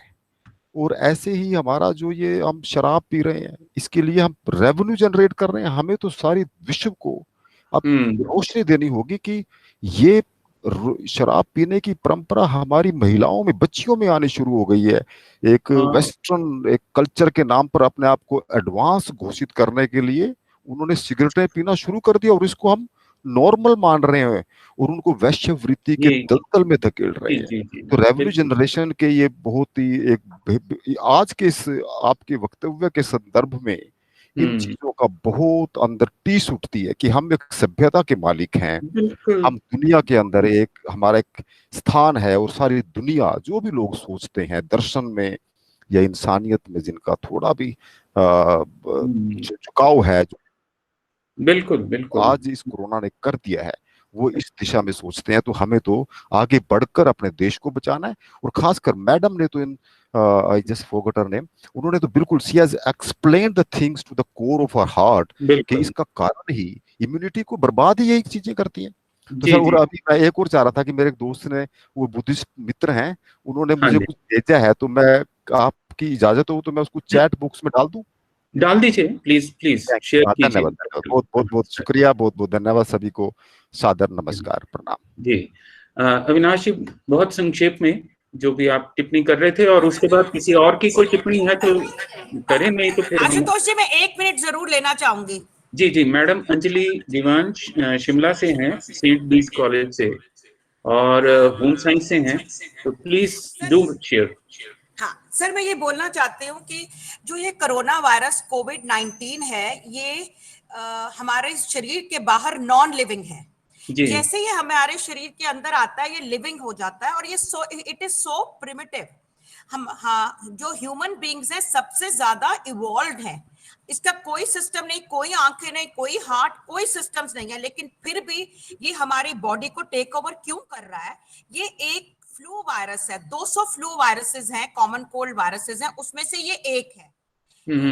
और फ्लू वायरस, जब मेरे को फ्लू होता है, मुझे क्या होता है? जुकाम होता है, बुखार, खांसी, आंख नाक से पानी आना, 4-5 दिन के बाद मैं ठीक हो जाती हूँ। लेकिन जो ये वायरस है, ये वाया द लंग्स हमारे ब्लड में चला जाता है, और फिर जो ऑक्सीजन है उसको ये लेना शुरू करता है, जिसके कारण प्रॉब्लम होती है। और फ्लू वायरसेस ये नहीं कर रही। मैं ये कहना चाहती हूँ कि प्लीज, ये इतना छोटा माइक्रो ऑर्गेनिज्म है जो हमको दिखता नहीं है, हम उससे बहुत ज्यादा डर रहे हैं। क्योंकि कितनी मौतें हुई हैं, लेकिन इस टाइम हमको अपना मनोबल, हमको स्ट्रॉन्ग रहना है, हमको अपना एटीट्यूड पॉजिटिव रखना है। जैसे कितने वक्ताओं ने बोला कि आप अपने घर वालों के साथ टाइम स्पेंड करिए, आप नई नई चीजें करिए, आप अपने ग्रंथ पढ़िए। अगर हमारा एटीट्यूड नेगेटिव हो गया, इसका हमारे शरीर के ऊपर विजय पाना बहुत आसान हो रहा है। बस मैं यही कहना चाहती हूँ, don't be scared of this virus and fight with tooth and nail. अपना एटीट्यूड पॉजिटिव रखिए। Thank you. Thank you ma'am, thank you so much. जी अविनाश जी। अभी कल ही मैं एक जर्नल पढ़ रहा था, उसमें यह स्पष्ट बातें लिखी हुई है कि जो लोग शारीरिक श्रम अधिक कर रहे हैं वे कोरोना से उतने प्रभावित नहीं होते हैं जो बिल्कुल जो है श्रम नहीं कर रहे हैं। वर्तमान स्थिति में दो बातें दृष्टिगत हो रही हैं। तो उसमें एक और बात कही थी कि जितना श्रम करते हैं, मॉर्निंग वॉक हुआ, इवनिंग वॉक हुआ, घर का काम हुआ, उसमें हमारा श्वेत बाहर आता है, और श्वेत जब बाहर आता है वो कोरोना को प्रभावित करता है, और वो आपके पास उसे सकते नहीं देता। और दूसरा है कि आपका इम्यूनाइजेशन भी बढ़ता है।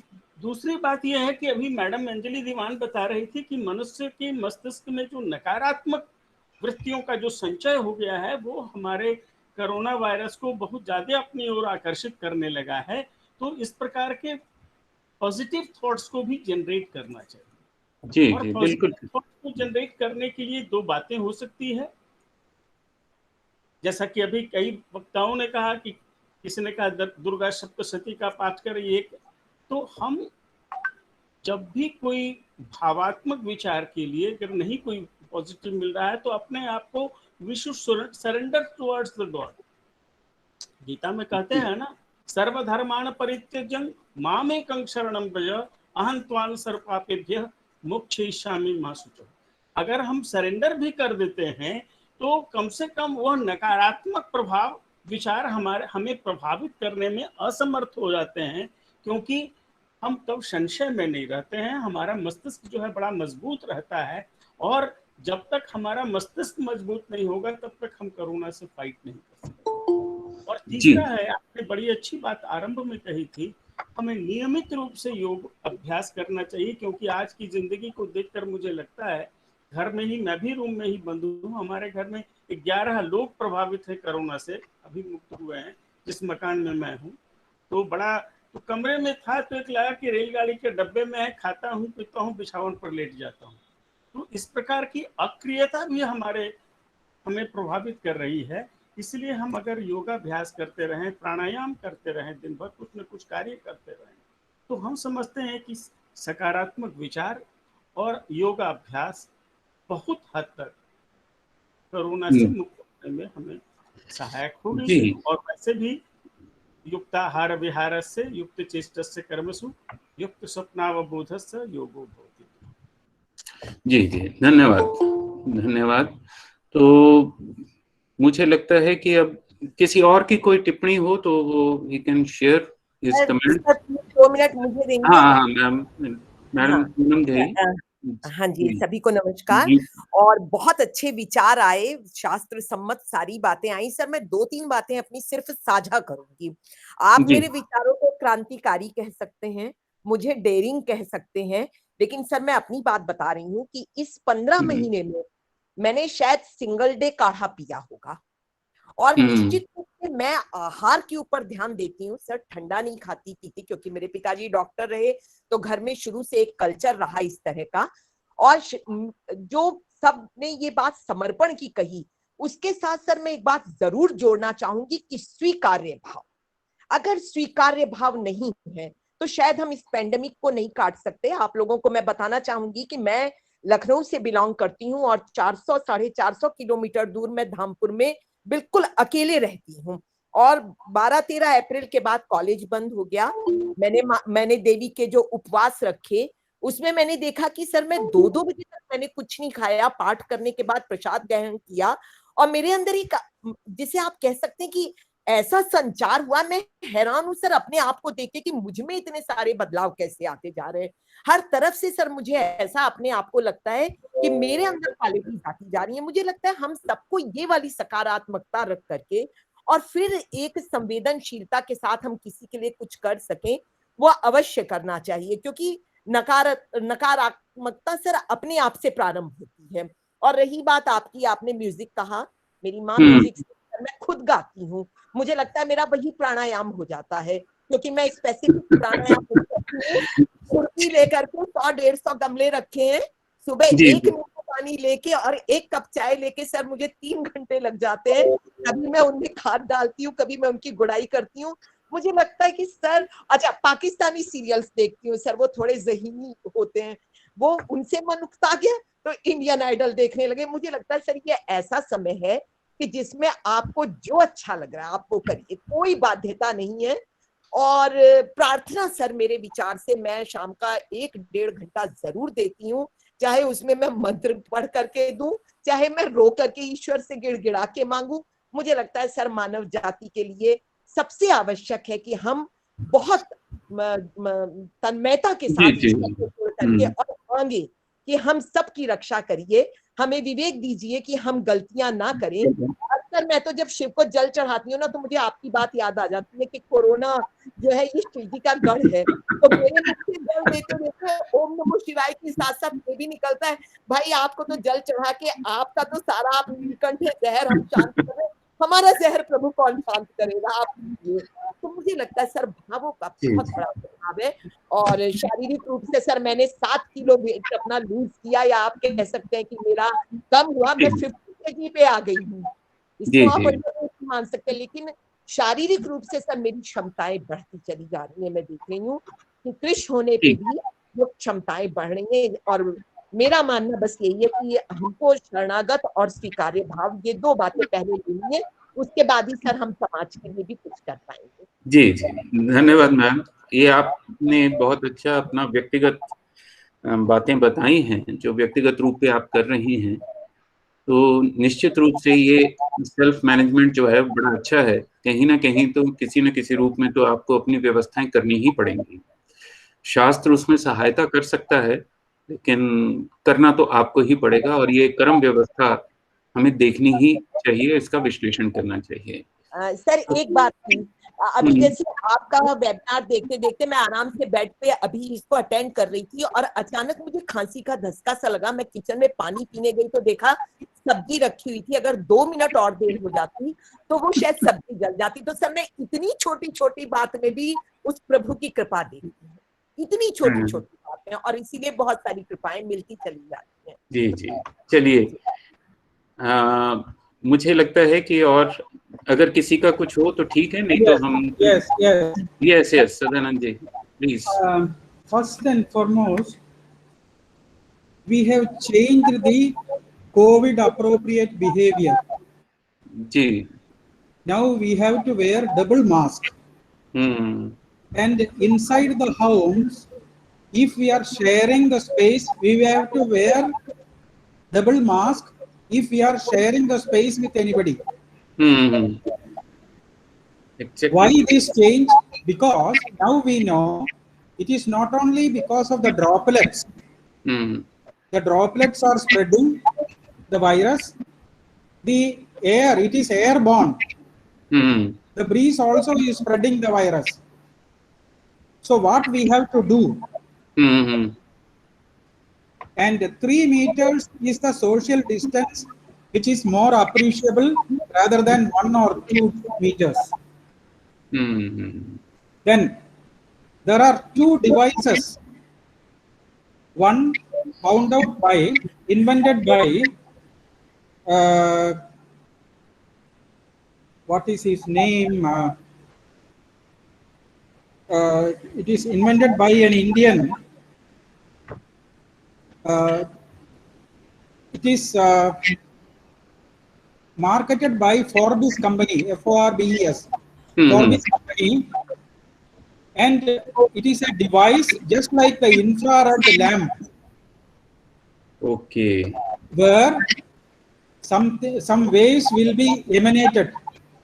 It is working via proton mediated electrons, which are going and hitting at the spike protein on the surface of the virus COVID-19. Okay. And this will be available in the market, and the company which is marketing it is Forbes. And the group is called Shycocan, SHYCOCAN. Okay. Shycocan.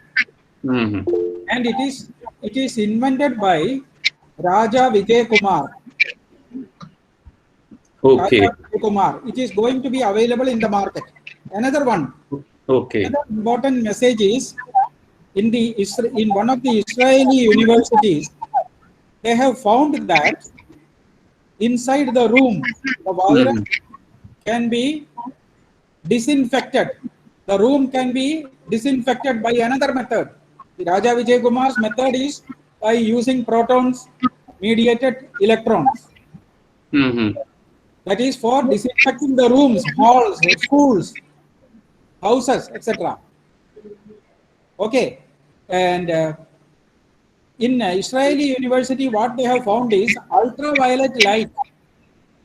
Ultraviolet light kills the virus. Okay. So this instrument also will be available in the market very soon. Okay, that's quite interesting.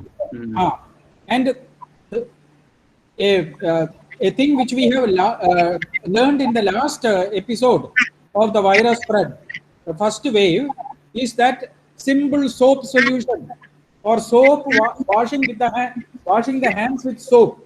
Using soap, it will also kill the virus from the surface of the skin. And fourth thing is, in Postgraduate Institute Chandigarh, they have conclusively proved that vitamin D3, 60,000 international units taken every week. It is very good for the continuity and health of the skin. The virus is attacking us through the skin, through the mucosa, through the mouth, through the tongue, etc. Through the eyes. So please, everybody take 60,000 international units, 1 gram, available in the market as Calcitas, CALCITAS, Calcitas. I will put it in the box. Chat box, please do that. Calcitas, you put it in the milk in the night. You put it in the milk in the night and take it once in a week.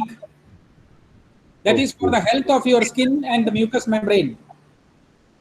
And a fifth thing is 2DG, 2 capital D, capital G. 2DG is 2-deoxyglucose, which is invented by a group in DRDO, Defense Research Unit, in Delhi, and that can be taken by anybody. It is available in sachets, in small sacks, 1 gram, and if you are taking it locally and also in general, the virus can be annihilated. A sixth thing is nitric oxide spray. Nitric oxide spray, if you are spraying it just like a nebulizer, putting it in the nostril, the viruses can be killed. Suppose you have a doubt that you have gone to a place where there can be virus. You can use this nebulizer in the nostrils. That will also help to kill the virus. So there are several methods and several technologies which are coming up for our fight against the COVID-19. And last but not the least, the Ega Sloga Gita.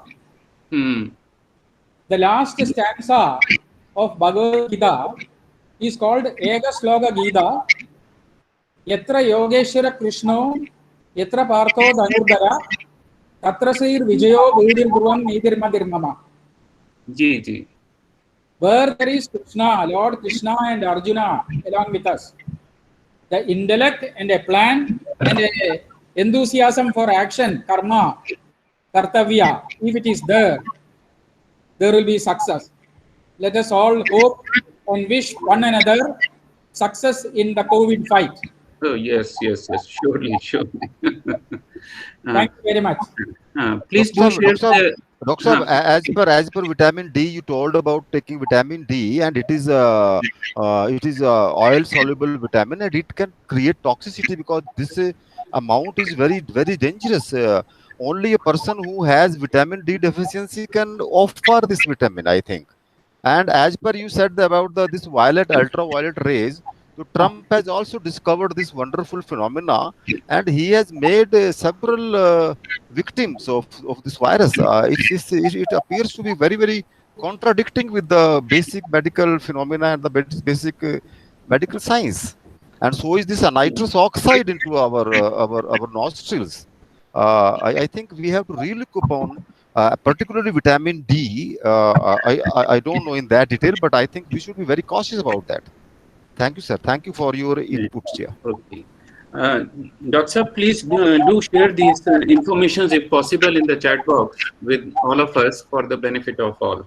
Please do share. I will send it to you by email all the details. I'll put it in the chat box, a list of it. ठीक है sir. चलिए अब इसको conclude करते हैं. काफी देर से हमने कई तरह के पक्ष सुने हैं.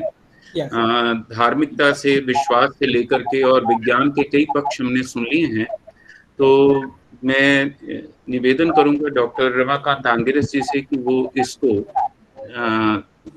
कंक्लूड करें.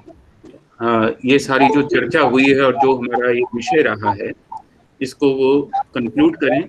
और उससे पूर्व मैं चाहूंगा कि पवन जी ने हमारे साथ अपने किसी मित्र का जो है वो अंबेडकर के जो विचार हैं 22 प्रतिज्ञाएं, उनको हमारे साथ शेयर किया है. निश्चित रूप से इसके ऊपर हम पहले एक सेमिनार कर चुके हैं और उसमें बड़ी इनकंक्लूसिव सी ये सारी बातें हैं डॉक्टर भीमराव अंबेडकर जी की, और उनको समझने में लोग गलती भी कर रहे हैं और उनका जो दृष्टिकोण है वो कुछ और प्रकार का है.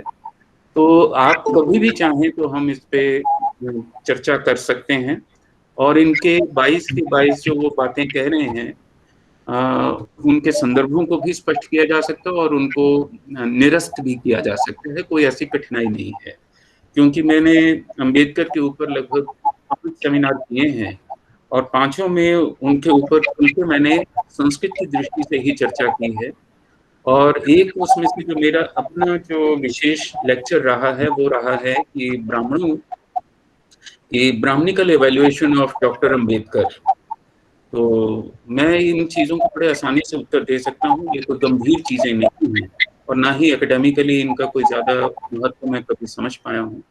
तो लेकिन कभी भी चर्चा करना चाहें पवन जी, मोस्ट वेलकम, हम कर सकते हैं। सेमिनार करना चाहें, वेबिनार करना चाहें, या वैसे चर्चा करना चाहें, we can talk about it. ठीक है, तो will certainly talk about it. और अगर मेरे पास कोई रिकॉर्डिंग होगी तो वो अम्बेडकर के ऊपर जो संस्कृतिस्ट एवेल्युएशन है वो मैं आपके साथ शेयर कर दूंगा। जी, तो मैं समझता हूँ इस वार्ता को अब हम कंक्लूड करें और मैं डॉक्टर रमाकांत जी से निवेदन कर रहा हूँ कि वो इस सारे विषय को कैसे देखते हैं और किस तरह से शांति से मंगल के बीच में इस सारे व्यवस्था को वो प्रस्तुत करते हैं, तो उसके लिए मैं उनसे आग्रह करता हूँ। मैडम डिम्पल जी, इसमें फीडबैक नहीं है क्योंकि ये डिस्कशन सेशन था, तो हमने नहीं रखा, लेकिन फिर भी अगर आपको चाहिए होगा तो मुझे आप बाद में बता दीजिएगा, व्हाट्सएप कर दीजिए, मैं भेज दूंगा, मैं सर्टिफिकेट बना दूंगा आपके लिए। जी प्लीज कंटिन्यू। मेरी आवाज आ रही है? हेलो? जी जी, क्लियर है।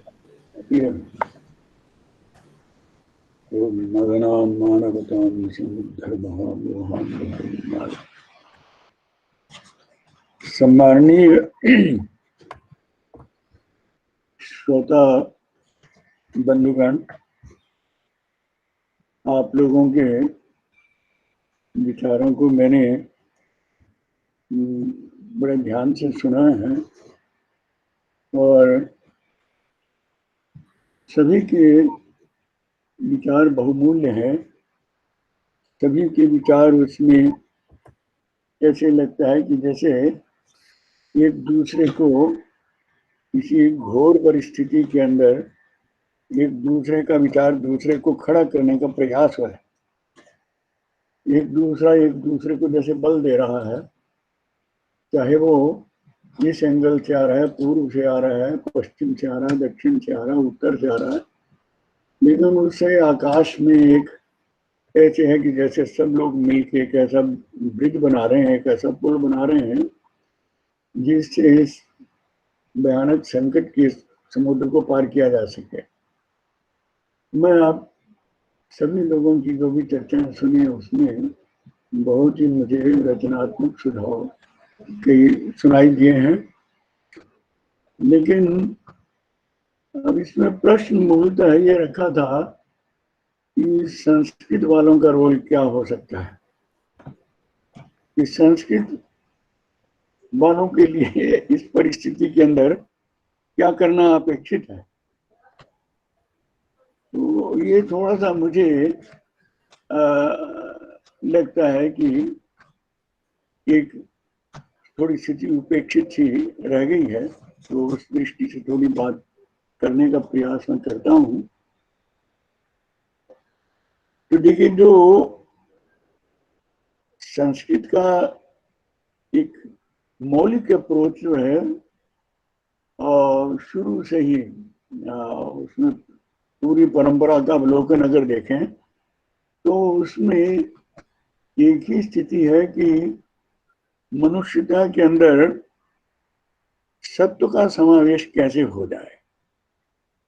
मनुष्यता में सत्व का समावेश जब तक नहीं होगा तो सत्व का समावेश न होने से वो बहुत सारी चिकित्सा पद्धतियां, बहुत सारी संस्थाएं, बहुत सारा वो बनाता है, लेकिन स्वयं ही उन संस्थाओं के अंदर वो करप्शन शुरू कर देता है, पॉल्यूशन शुरू कर देता है, उनका प्रदूषण शुरू हो जाता है।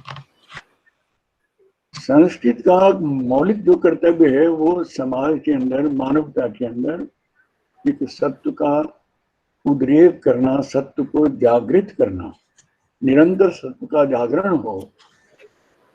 क्योंकि संस्कृत का मूल स्वर अगर ये न होता तो इस किस्म की ये कर्मकांड में या प्रार्थना सभाओं में या उद्बोधनों में, आवाहनों के अंदर वो ये नहीं कहता कि सर्वे संतु निरामया, सभी लोग, अब जब लोग बिल्कुल ठीक ठाक हैं, उस समय भी वो लोगों के लिए यही कामना करता था कि सर्वे सन्तु निरामयाः सर्वे भद्राणि पश्यन्तु, सभी लोग भद्र देखें, भद्र देखने का अभिप्राय का अनुभव करें, सभी भद्र का अनुभव करें। ये भद्र का अनुभव जो है, ये भद्राणि पश्यन्तु सर्व सर्वत्र नंदतु, ये एक सत्व मनुष्य के अंदर, संस्कृत वालों ने ये माना कि अमृतम चैव मृत्युश्च वयम देहे प्रतिष्ठितम। ये मनुष्य का जो देह है ना भाई, कहते हैं महाभारतकार कहते हैं कि इसको जरा समझो तो अमृत और मृत्यु दोनों ही मनुष्य के इस देह के अंदर स्थित है।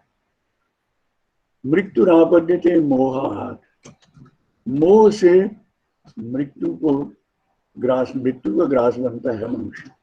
और सत्य नापद्यते अमृतम, और सत्य से वो अमृत की प्राप्ति करता है, सत्य से उसको अमृत का लाभ होता है।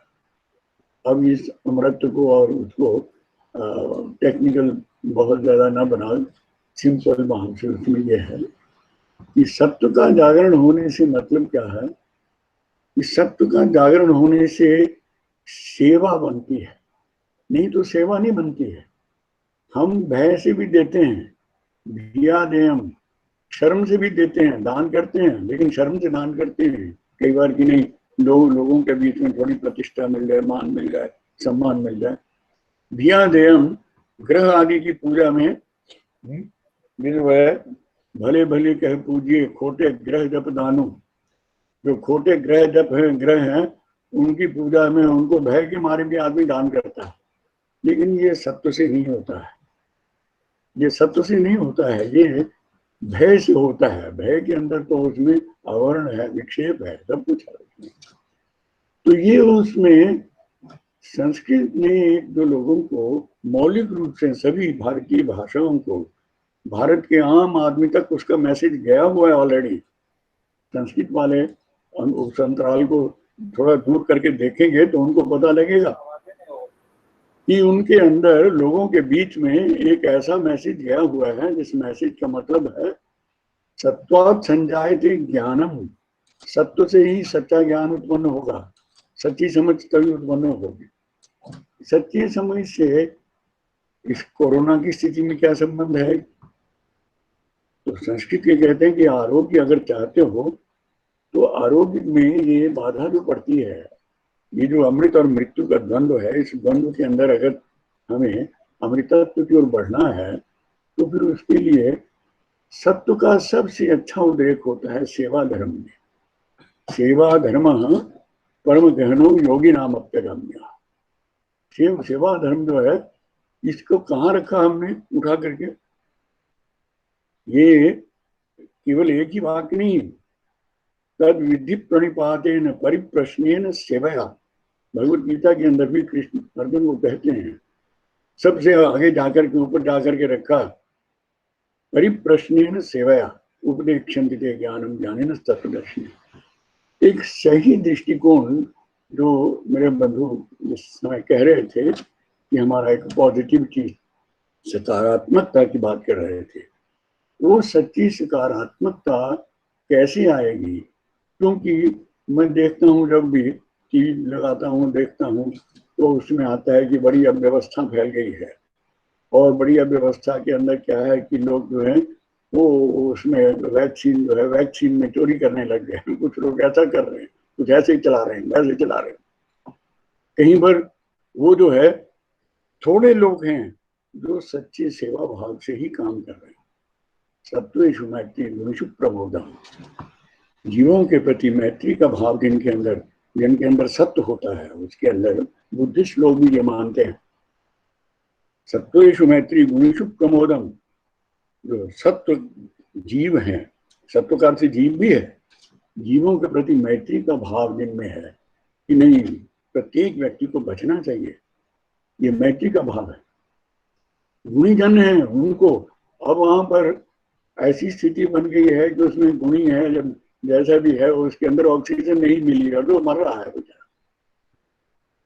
क्लिष्टेषु जीवेषु कृपा परत्वम, क्लिष्ट जीवों में कृपा का भाव और भावम विपरीत वृत्तम, और विपरीत वृत्ति, उल्टी सोच रखने वाले जो उसमें दूसरे गलत रास्ते पर जाने वाले लोग हैं, थोड़ा उनको मध्यस्थ भाव हो करके अपने सदा आत्मा विघातु देव, ये प्रार्थना करते हैं कि ये मुझे, ये प्रभु, एक ऐसा सामर्थ्य दो, ऐसा सत्य दो जिस सत्य के कारण मैं निर्मल भाव से सेवा कर सकूं। ये सेवा का भाव जो था, इसका वो बहुत ज्यादा उपदेश उस ढंग से नहीं लोग करते थे। सेवा का सबसे बड़ा जो हमारा मॉडल है, सबसे बड़ा मॉडल है वो है मातृभाव। मातृभाव जो है, जिसको उपनिषदों ने सबसे पहले अपने उस पाठ के अंदर रखा, मातृदेवो भव। ये जो प्रत्येक मनुष्य के अंदर भी जब मातृत्व का संचार होता है, ये मातृत्व का संचार आपने देखा होगा, तो लोग ये कहते थे कि श्री अरविंद जो थे वो मनुष्य शरीर के अंदर भी मातृभाव का संचार हो जाता था उनके अंदर। तो सेवा के लिए इस मातृभाव के संचार का होना, और मातृभाव के संचार के लिए वो माता जो है वो रक्षा के लिए युद्ध भी करती है, लेकिन वो वात्सल्य भी उसके अंदर उतर ही है, उसके अंदर प्रेम भी है। लेकिन वो नृसिंह रूपेण उग्रेण हम तुम दैत्यान समुद्र में त्रैलोक्य त्राण सहिते नारायणी नमोस्तुते।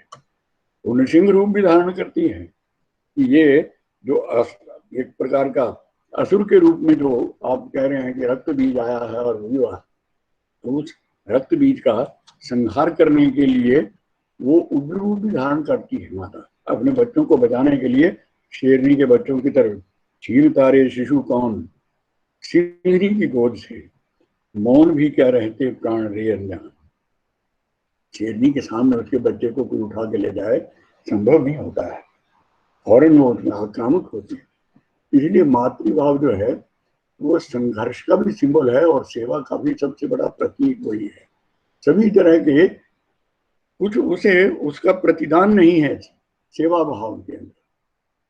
तो सेवा भाव के अंदर प्रतिदान ना होने से ये, इसलिए सत्व का जो सबसे बड़ा प्रतीक हमने अपनी संस्कृत वाक्य के अंदर रखा, उस भाव को लोक में संचारित करने का काम, इसमें सतीषु नारीषु सर्वभूत प्रकाम संतर्पण दीक्षिता, वो स्त्रियां जो समस्त भूतों के प्रकाम संतर्पण दीक्षिता, पूर्णान्न पूर्णा शिवलक्ष्य, तो लोग भूखे मर रहे हैं, भूखों की तृप्ति की भी उनको चिंता है, बीमार की औषधि की भी चिंता है माँ को कि बच्चा मर रहा है तो बच्चे के लिए चिंता है, लेना नहीं है कुछ बच्चे से, प्रतिदान में कुछ नहीं है। लेकिन ये ऐसा कैसे होता है? वो कहता है कि बिना सत्योद्रेक के, सत्य जब तक समाज का सत्य सो गया है, संस्कृत वालों को समाज के उस सत्य को जागृत करना होगा। उस सत्य को जागृत करने के लिए वैष्णव धाराएं, वैष्णवों ने अवतारवाद के अंदर जब बात की तो हम कहते हैं उद्बोधन, उद्बोधन जो है शैव लोग जो है वो उद्बोधन करते हैं, वैष्णव लोग आवाहन करते हैं। वो कहते हैं कि आप अवतर अवतर उतरो, आओ नीचे आओ मनुष्यता के बीच में। मनुष्य के अंदर, मनुष्य तुम्हारी ही क्रिएशन है, तुम्हारा ही स्वरूप है। इस मनुष्यता के अंदर आकर के मानवों की पीड़ा का, इस आरती का पीड़ा का हरण करवा करके जो भी विरोधी शक्तियां हैं जो इस तरह संहारक रूप धारण करके आई हुई हैं, उनका मुकाबला कैसे होगा? सत्य से होगा, बिना सत्य के उसका नहीं होगा। और ये स्वाध्याय करने से क्या होता है, आप अगर देखें तो गीता पाठ करने से सभी लोग कह रहे हैं कि मैंने मंत्र पढ़ा उससे ऐसे हुआ वैसे हुआ, लेकिन मंत्र पढ़ने से लोग मंत्र पढ़ते हैं, कुछ नहीं होता है। लेकिन जब मंत्र पढ़ने से सत्य का होता है अनुभव, आपका जो चैतन्य है, आपकी जो चेतना है, वो जब जागृत होती है उस मंत्र के साथ, जब आप सचमुच आवाहन करते हो, जब आप सचमुच हृदय से आपके भीतर से एक पुकार निकलती है उसके अंदर, तो वो सत्य का उदय उस समय, वो सत्य जो है वो आपको बल देता है। इसलिए सत्य शब्द का संस्कृत के अंदर इतने ही अर्थ हैं। सांख्य दर्शन के अंदर सत्य गुण है, यहाँ गुण की बात हम नहीं कर रहे हैं। एक वैष्णवों में सत्य का कि ये जो भगवान विष्णु है वो सत्य मूर्ति है। ये सत्य मूर्ति क्या है? ये बहुत ही प्योर, निर्दोष, निष्कलंक, निरस्त समस्त कलंक, ऐसी ये भगवान विष्णु की मूर्ति है। और रक्षा करना उस वैष्णवी का ही धर्म, मुख्य धर्म। वो वैष्णवी जो है, जिसे सप्तशती के अंदर, सप्तशती की चर्चा हुई थी, सप्तशती के अंदर पूरे का पूरा आप देखेंगे नारायणी नमोस्तुते, ये नारायणी नमोस्तुते, ये नारायण की शक्ति को ही बार बार आप नमस्कार कर रहे हैं। सर्वस्वरूपे सर्वेशे सर्वशक्ति समन्विते भैर्यस्त्राहिनो देवी दुर्गे देवी नमोस्तुते। ये वैष्णवी शक्ति जो हमें समस्त भयों से, तो वो प्रार्थना करने से भय नहीं, भय हटाने की बात जब आती है, जब प्रार्थना के बल पर हम बात करते हैं, तो उससे उत्पन्न क्या होता है, स्वाध्याय से क्या उत्पन्न होता है? सत्य उत्पन्न होता है। मेरी चेतना जो है वो इस योग्य बनती है, वो समर्थ होकर के संघर्ष कर सके उस परिस्थिति के साथ, आतंकित नहीं।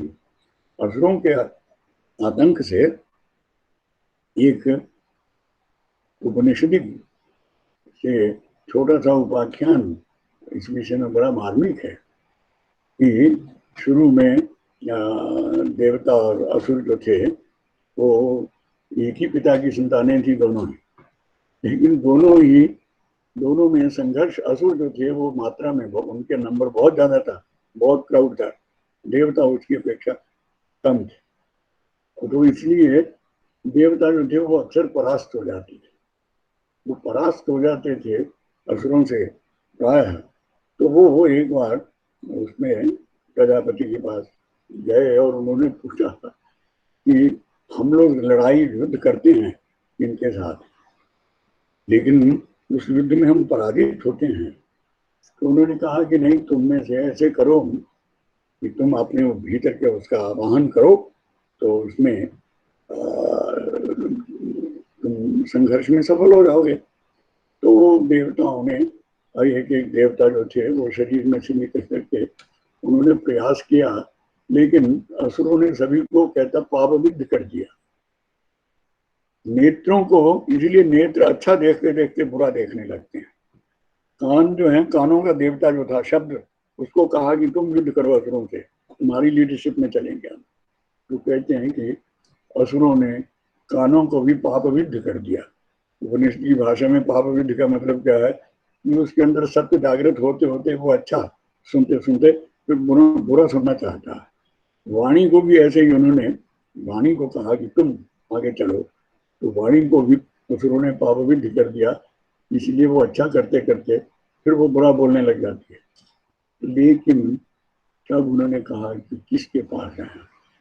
उन्होंने कहा कि प्राण के पास सब लोग पहुंचे। प्राण जो है वो तटस्थ है, वो मध्यस्थ है, उसको कोई पाप विद्ध नहीं कर सकेगा। तो असुरों ने, कहते हैं कि प्राण के उस सत्व के ऊपर जब प्रहार किया, तो असुरों के सारे प्रहार जैसे किसी शिला के ऊपर मिट्टी का ढेला मारो तो मिट्टी के ढेले के टुकड़े हो जाते हैं, ऐसे ही असुरों का वो सारे आक्रमण जो थे मिट्टी के ढेले की तरह नष्ट हो गए। तो इसलिए इन उपाख्यानों से, स्वाध्याय से, जप से, पूजन से और उससे, इन सब का मूल सत्व है सेवा। सेवा धर्म परम ग्रहणो योगी नाम उत्तगम्य।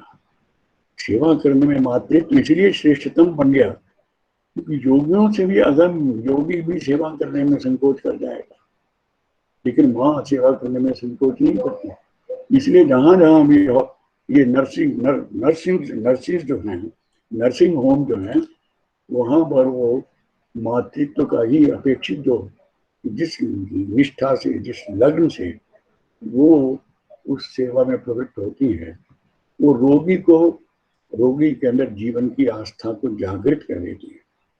और रोग से लड़ने वाली चीज क्या है? वो रोगी के अंदर का जो सत्व है, जिसने कहा अमृतम चैव मृत्युश्च द्वयम देहे प्रतिष्ठितम, वो उसका जो सत्व, उसके अंदर जीवन, उसका जो आत्मी, वो एक जिजीविषा है, उसका वो जो जिजीविषा है और अच्छे के लिए जो जिजीविषा उसके भीतर है, उस जिजीविषा को सामर्थ्य देती है। वो सामर्थ्य जब जिसको आज हम इम्यून सिस्टम बहुत हल्का है लेकिन है उसी पक्ष का ही। इम्यून सिस्टम हमारा क्या करता है कि इम्यून सिस्टम उस प्राण की तरह है कि जिसके ऊपर बाहर से रोग का प्रहार होता है लेकिन इम्यून सिस्टम के कारण उसे वापस जाना पड़ता है, वो उसको प्रभावित नहीं कर सकता। इसलिए मैं समझता हूँ कि ये हम जो क्योंकि संस्कृति के शब्द नहीं है केवल मात्र, ये लोगों की एक चेतना के प्रतिनिधि। इसी कारण से सभी जितने भी विचारधाराएं उत्पन्न हुई उनमें उनका जो श्रेष्ठतम अंश था वो भारत के प्रत्येक कोने में से हर एक व्यक्ति ने उसको संस्कृत में सामर्थ्य, क्योंकि भाषा के अंदर भी वो सत्य को पैदा किया गया। ये भाषा जो है जिसका सत्य, जिसका बल है, जिसका आरोग्य है, निरोग भाषा, रोगी भाषा होती है, सिक आदमी की भाषा भी भाषा होती है, लेकिन ये आरोग्य की भाषा है। इसलिए इसके अंदर मंत्र पाठ करें, स्वाध्याय पाठ करें, गीता पढ़ें, उपनिषद पढ़ें, जो भी पढ़ें या अनुवाद पढ़ें, नहीं जिनके पास संस्कृत सीधे नहीं पढ़ सकते तो अनुवाद के माध्यम से, और इस तरह से वो सारा पढ़ें और करें। कर्म में भी सत्व आए और उसके अंदर भी सत्व आए। उस मातृत्व भाव के जागृत होने से, उस मदरहुड का मॉडल बनाने से, जिसको उपनिषद ने कहा सबसे पहले मातृदेवो भव, फिर बाद में कहा पितृदेवो भव, आचार्य देवो भव उसमें, लेकिन सबसे पहला सूत्र वाक्य जो दिया मातृदेवो भव, तो मातृ भाव के अंदर ही हम शक्ति की जो साधना करते हैं, आराधना करते हैं। शाक्त लोग उसे वो वैसा वो नहीं मानते हैं कि ये शाक्त सब तो कोई गुण है जैसे कि आया और चला गया है, वो सदा ही शुद्ध सत्य है। वो निर्मलता एक है, नित्य निर्मलता है, वो चिति की चैतन्य की निर्मलता है। इसलिए वो चैतन्य की निर्मलता को जागृत करने में मैं समझता हूँ कि संस्कृत के जो लोग हैं, आचार्य लोग हैं, वो समाज में संस्कृत को सिर्फ संस्कृतज्ञों तक ही न ले जाए, आम आदमी के तक उसके मैसेज को ले जाएं, तो निश्चित रूप से संस्कृतज्ञों का ये बहुत बड़ा मैं समझता हूँ कि अगर वो इस प्रकार की सेवा के भाव से, मातृत्व के भाव से अगर वो इस प्रकार से समाज के अंदर लोगों को बल देते हैं और उन लोगों के दान से एक सत्य का जागरण होता है। राजा बलि ने कहा कि नहीं ये ले लो, गुरु ने कहा कि नहीं ये वामन जो आया है, ये वामन ये तुम्हें खा जाएगा, ये तुम्हें नष्ट करने के लिए आया, तुम्हारे राज्य को असुरों का राज्य नहीं चाहता। बलि ने कहा नहीं, ऐसा गुरु भी नहीं हो सकता, अब मैं इनको वचन दे चुका हूँ, इसलिए मैं दूंगा ही इनको। तो वामन को जो बलि ने दिया वो किसके अधीन दिया? सत्य के कारण दिया। वो सत्य से ही सारे का सारा जितना है, आप देखेंगे इतनी उपाख्यान है, इतनी घटनाएं हैं, इतनी सब तो, लेकिन वो कहानियां सुनाने की बात नहीं है। तत्व दर्शन ये है कि मनुष्य का जो सत्व है वही उसका बल है, वही उसकी जिजीविषा है, वही उसका आरोग्य रक्षण करता है। और इस सत्व का संरक्षण कैसे बढ़ता है, ये कैसे एक्युमुलेट इसका कैसे होता है?